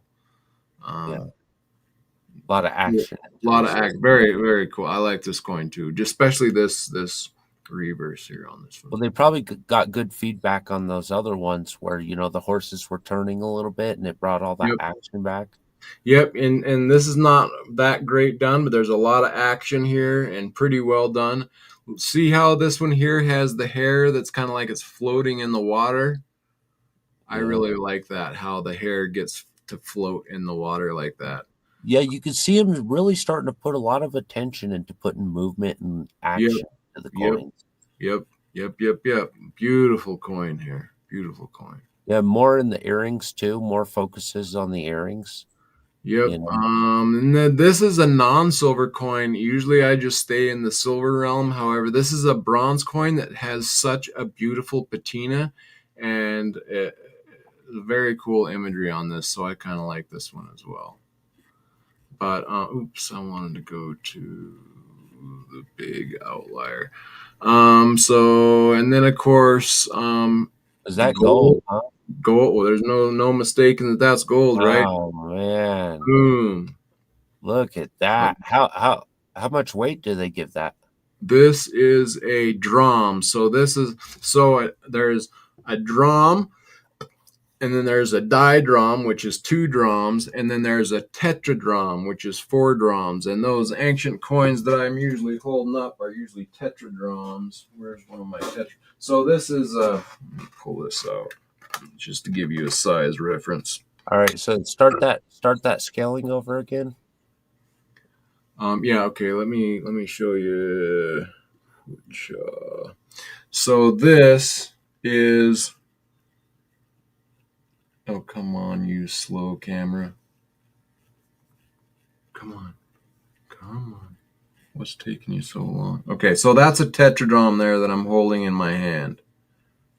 So Yeah, I that's like that size. I like that size. right, and that's four drums. This is a half ounce. It's a little over a half ounce, actually. This is like 17 plus grams of pure silver. So that's a little over a half ounce, and that's a tetradrom. And a tetradrom is four drums. So this is one drum right here. So this would be a fourth of the coin that I was showing you. Yeah, tetroxide. Yeah, let me. Yeah.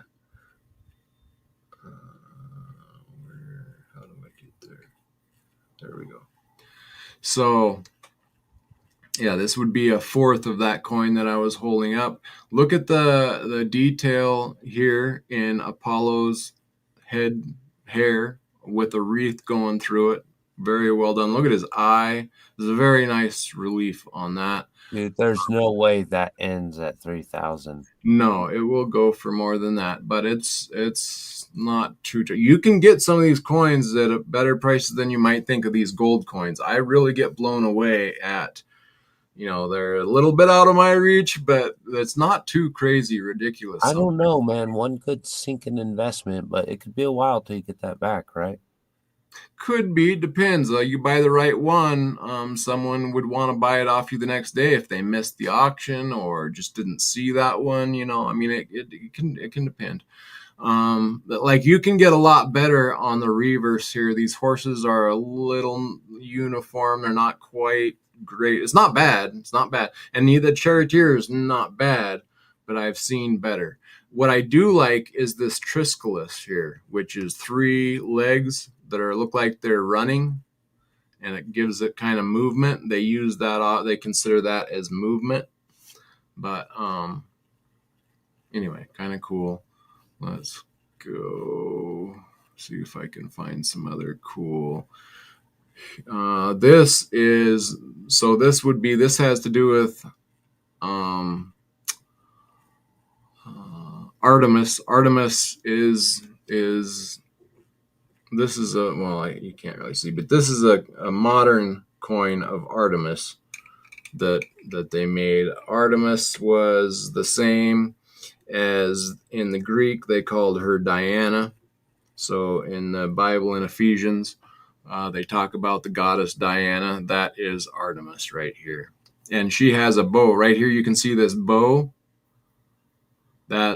She's often depicted with a bow and arrow, Cool. and that's how you can tell there. But let's see. I'm going to try to find you a good gold charioteer look. Let me see if I can. Oh, wow, those some of those are kind of cool. Oh, they're very cool. I'm just running out of time here. Look at these old. I really like this old gold coin. This was from Alexander the Great's time. This is actually his half brother after he had died, but they kind of have the same imagery. Um, but anyway, we gotta move on. Oh, this is cool because you can see the fighter here has a dagger in his hand and he's got a shield here, and you can see where there's a kind of a where he's holding on to that shield. You can see his hand grabbing something on the shield, and then there's a leather strap kind of holding around his forearm. I think that's cool to see how you can see how they were holding on to their shields, how they were formed. You can see the snake in the shield. And this is a beautiful depiction as well of Persephone. And here's a little bit better depiction of that same thing. So you can see him holding on to that shield here, and this is a little bit bigger strap that goes around his arm, but you can get a very good depiction here. Here's that dagger. It looks like the goddess Nike has dropped her wreath. But Yeah, that's kind of disproportionate. here's that octopus that you like. This thing is just too. Yeah, that's cool. And this is that This is that test mark that I was talking about. Where if you would take this coin to a money, you can see it's pure silver, but they would still strike it just to make sure it wasn't a fake coin, and you can see silver all. So this is like a money or strike where they're testing the coin to make sure it's legit. And these are those ancient Athenian owls, the most minted coin ever. I did want to find and Oh, yeah, that's cool.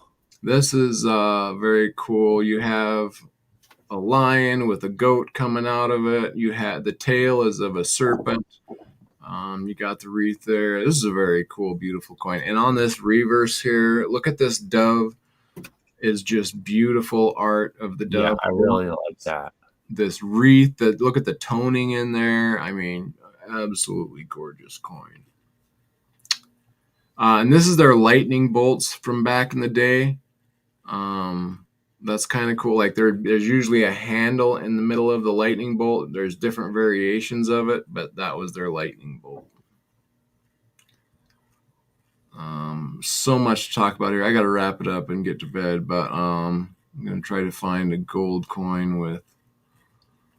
Uh, yeah, there's so much I could talk about, but I gotta just move on here. Look at these old. Oh, So the here's a ram. here's a Yeah. yeah, relief of a ram with.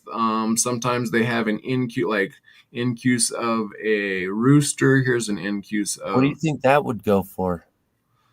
These are small coins, so these are within the achievable range. These are hecties, which are 2.63 grams, so it's small. Those you know what 1 gram looks like. So this Yeah. is 2.3, 2.6 grams.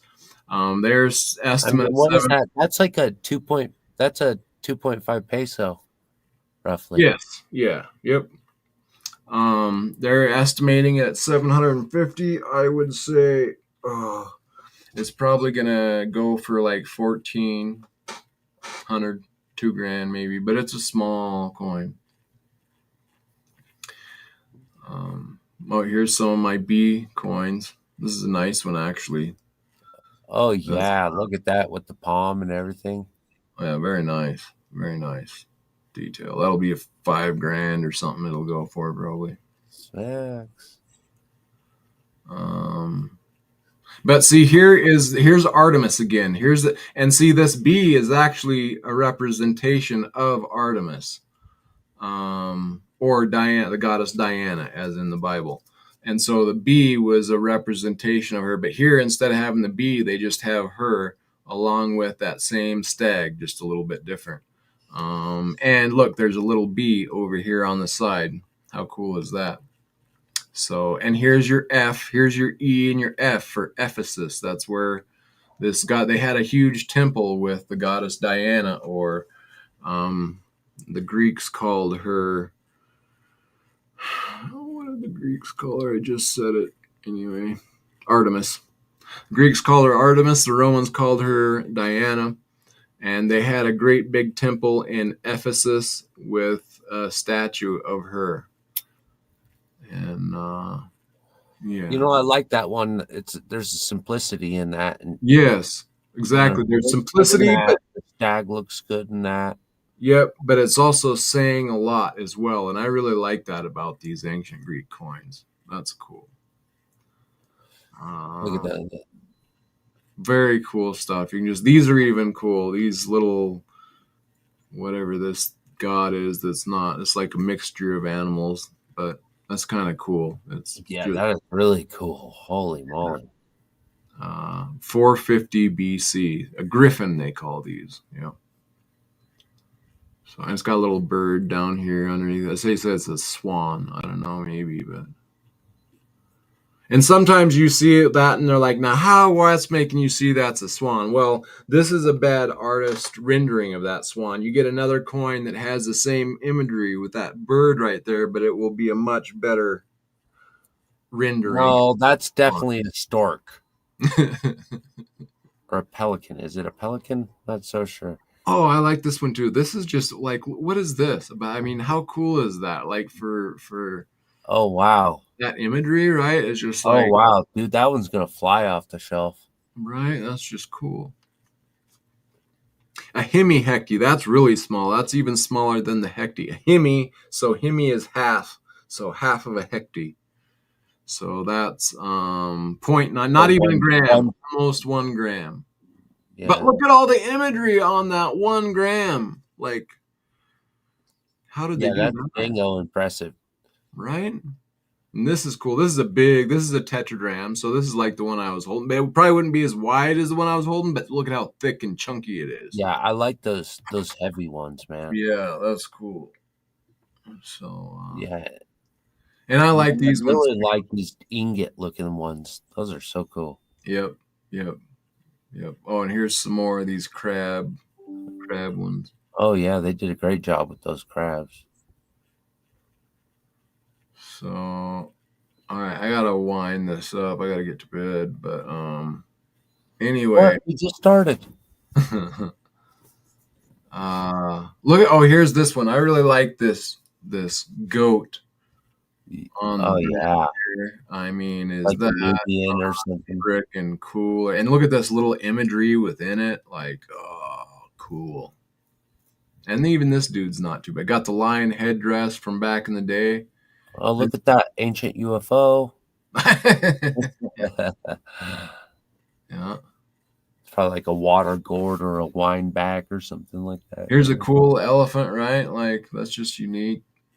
And so this is a close up of Nike, that Nike that we're seeing flying all over the place. It's usually a lot smaller. Here's an up close depiction of Nike.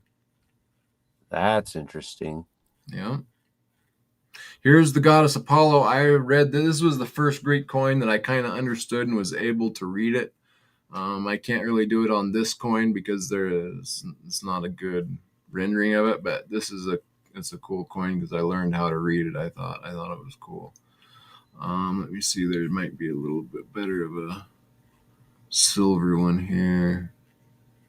So yeah, this is the goddess Apollo, and here you can see. So this says Basileos, which means king, and this is the guy that was king at the Seleucid Empire. Seleucid was his name, and here you have his name Seleukoi, and you have the god Apollo, maybe giving him his victory through war, bow and arrow, because Apollo has his bow and arrow, but you can kind of see he's holding up his name. So, and, so I consider that the god Apollo giving and holding his name up, giving him victory. So I think that's cool.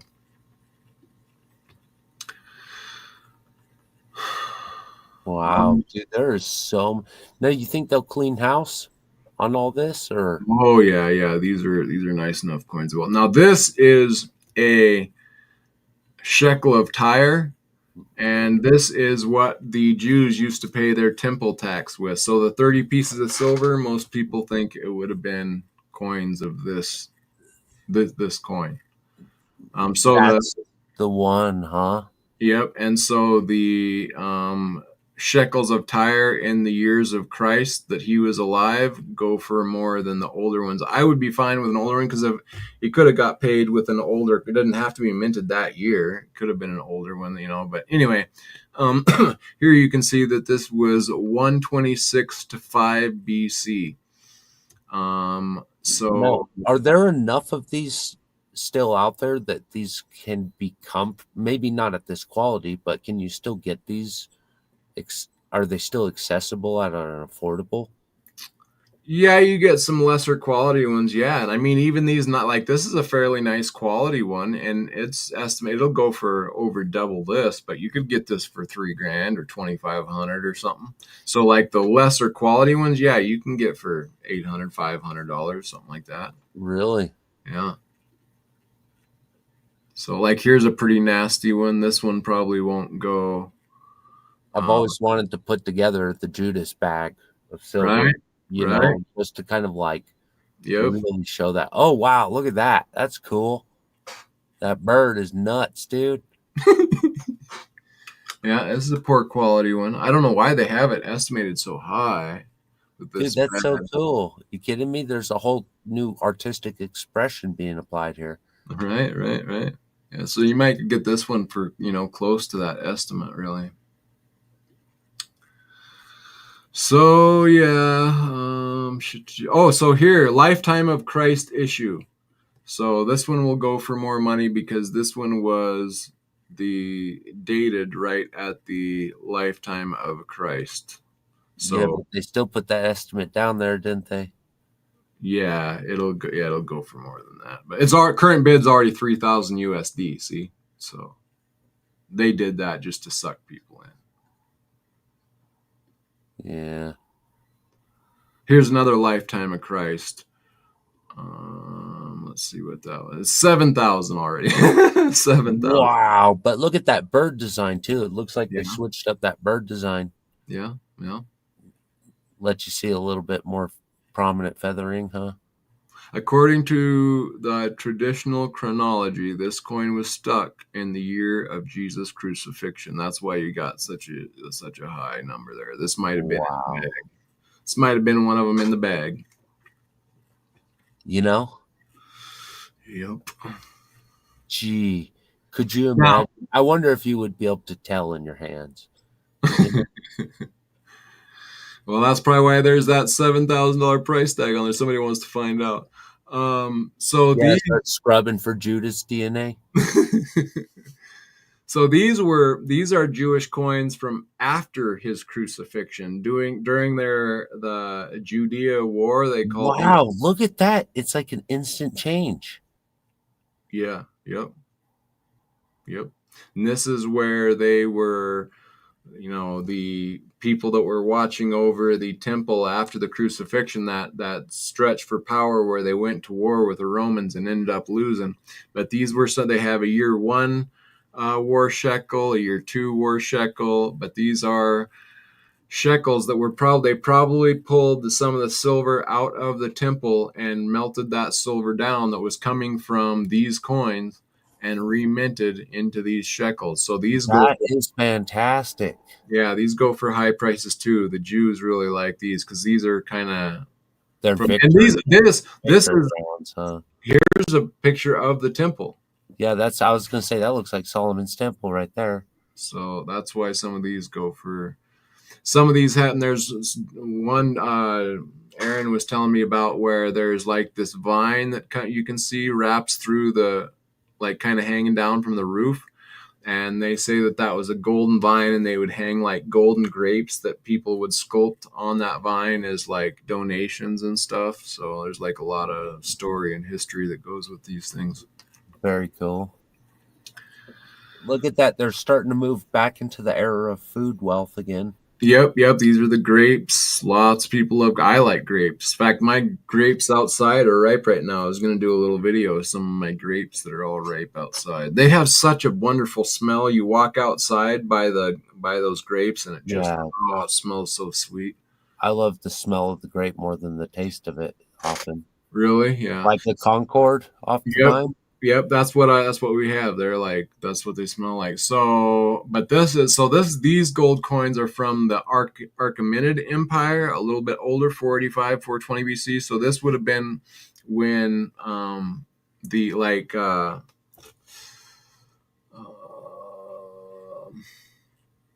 Dude, those would be great captures, wouldn't they? yeah, I can't think what I'm trying to say. But yeah, Artaxerxes, right? See, it says Artaxerxes right there. So yeah, this was during his reign. That was before the Greeks took up, before the Greeks came and conquered them. That's when they were still kind of ruling that whole Achaemenid Empire. They were kind of the leaders of that time. Look That's at the attention to detail on that round one. this one, No, down one. this one. Right there. Look at Yeah. that So attention. this is actually, it's a bad render. I have the silver coin of this coin that is much better done. Like you can see everything much more vividly in the silver coin I have. Of course, this one is cool because it's gold. And it's already, I don't know why. I'm gonna ask Aaron, why is the price on this one so high? Because the Looks like imagery is there's a lot of attention towards the geometry of it, the symmetry of it for starters. But Mazios. Yeah, I don't know why because I mean, there's a lot better, more detailed examples of this. Maybe the gold is not very common because I'm not sure why it's getting this price tag on there. Gold Mazios question mark price. All right, we got to shut this down. But yeah, so lots of, oh, and this is a cool coin. This is this oh has, wow, look at that. You can see the netting and everything. yeah, and this is elephant headdress. They go from a lion headdress to, after they went to war and battle with elephants, they're like, wow, that's powerful. So then they went from a lion headdress to an elephant headdress. And this is cool. These coins are very, like, you hold this thing in your hand and you're like, wow, the relief on these things, on both the reverse and the obverse. And on the reverse here, look at that Yeah, that's cool. bird, the helmet. Um, like just very cool. Athena on the fight, she's got her spear in hand and her no, I can't even think anymore. Shield.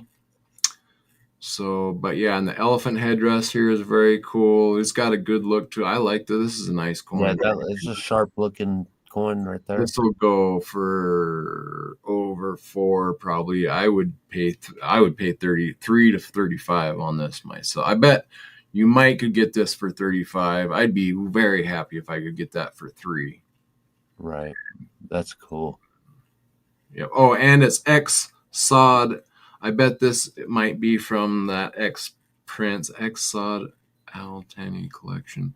I bet this is from one of the sultans that were collecting ancients. He bought up a whole bunch of nice art ancients. But anyway, Wow. these These. this one here this is a big coin. This is over an ounce of silver right here. 33.35 grams. Over an Wow. ounce. The flan is 34 millimeter. You hold this thing in your hand and you're holding something. Dude, that's great. And of course, we know this is still minted on coins to this very day. The cornucopia. Look at the fruit coming out of the cornucopia. Uh-huh. So yeah, and they have this in gold. Like if hey, you want to step up get yourself an ounce of gold from back in the day. 10 grand. Is it what's this one weighing out at? 27 79? Yep, just under an ounce. Let's see what this one is. This one is almost 28 grams, just under an ounce. Talk about premiums. 6 grand. But it's not like completely crazy. Like this is an ancient coin. Look at how good quality. No, man, this is history is an important pillar of wealth. Man, yeah. But to be encapsulated in a precious metal makes I say makes it an awesome investment. You're getting the history and the precious metal in one. Yeah, exactly. And that's what I love about these coins. Here's Cleopatra herself. And you have Cleopatra you have the Mark Antony with his wife, and then you have a coin just a little bit later with Mark Antony with the girl that he cheated on. And you have them both on coins, and that's like cool. But anyway, that's that. That is that. And so some beautiful, beautiful old coins. And so thank you for walking through that with me. Man, thanks for taking me for an educational cruise. Yeah, for sure, for sure. Yeah, and stop back by tomorrow, everybody out there, for an interview with Aaron Burke. Bring your questions to the interview at 12 Mountain Standard Time, and hopefully it'll be a good talk with him. So I got to get to bed so I can wake up for that interview. And Artist Resin, good to see you. Joseph Lopez, Silverboy Blues, Triple Eight the Great, Gerald Draper, thank you all for hanging out. Who else? Sean's Precious Melon Bullion, sorry if I didn't shout you out. Thanks for hanging. And everybody else, have yourself a wonderful evening, and hopefully we will catch you tomorrow. Later, y'all.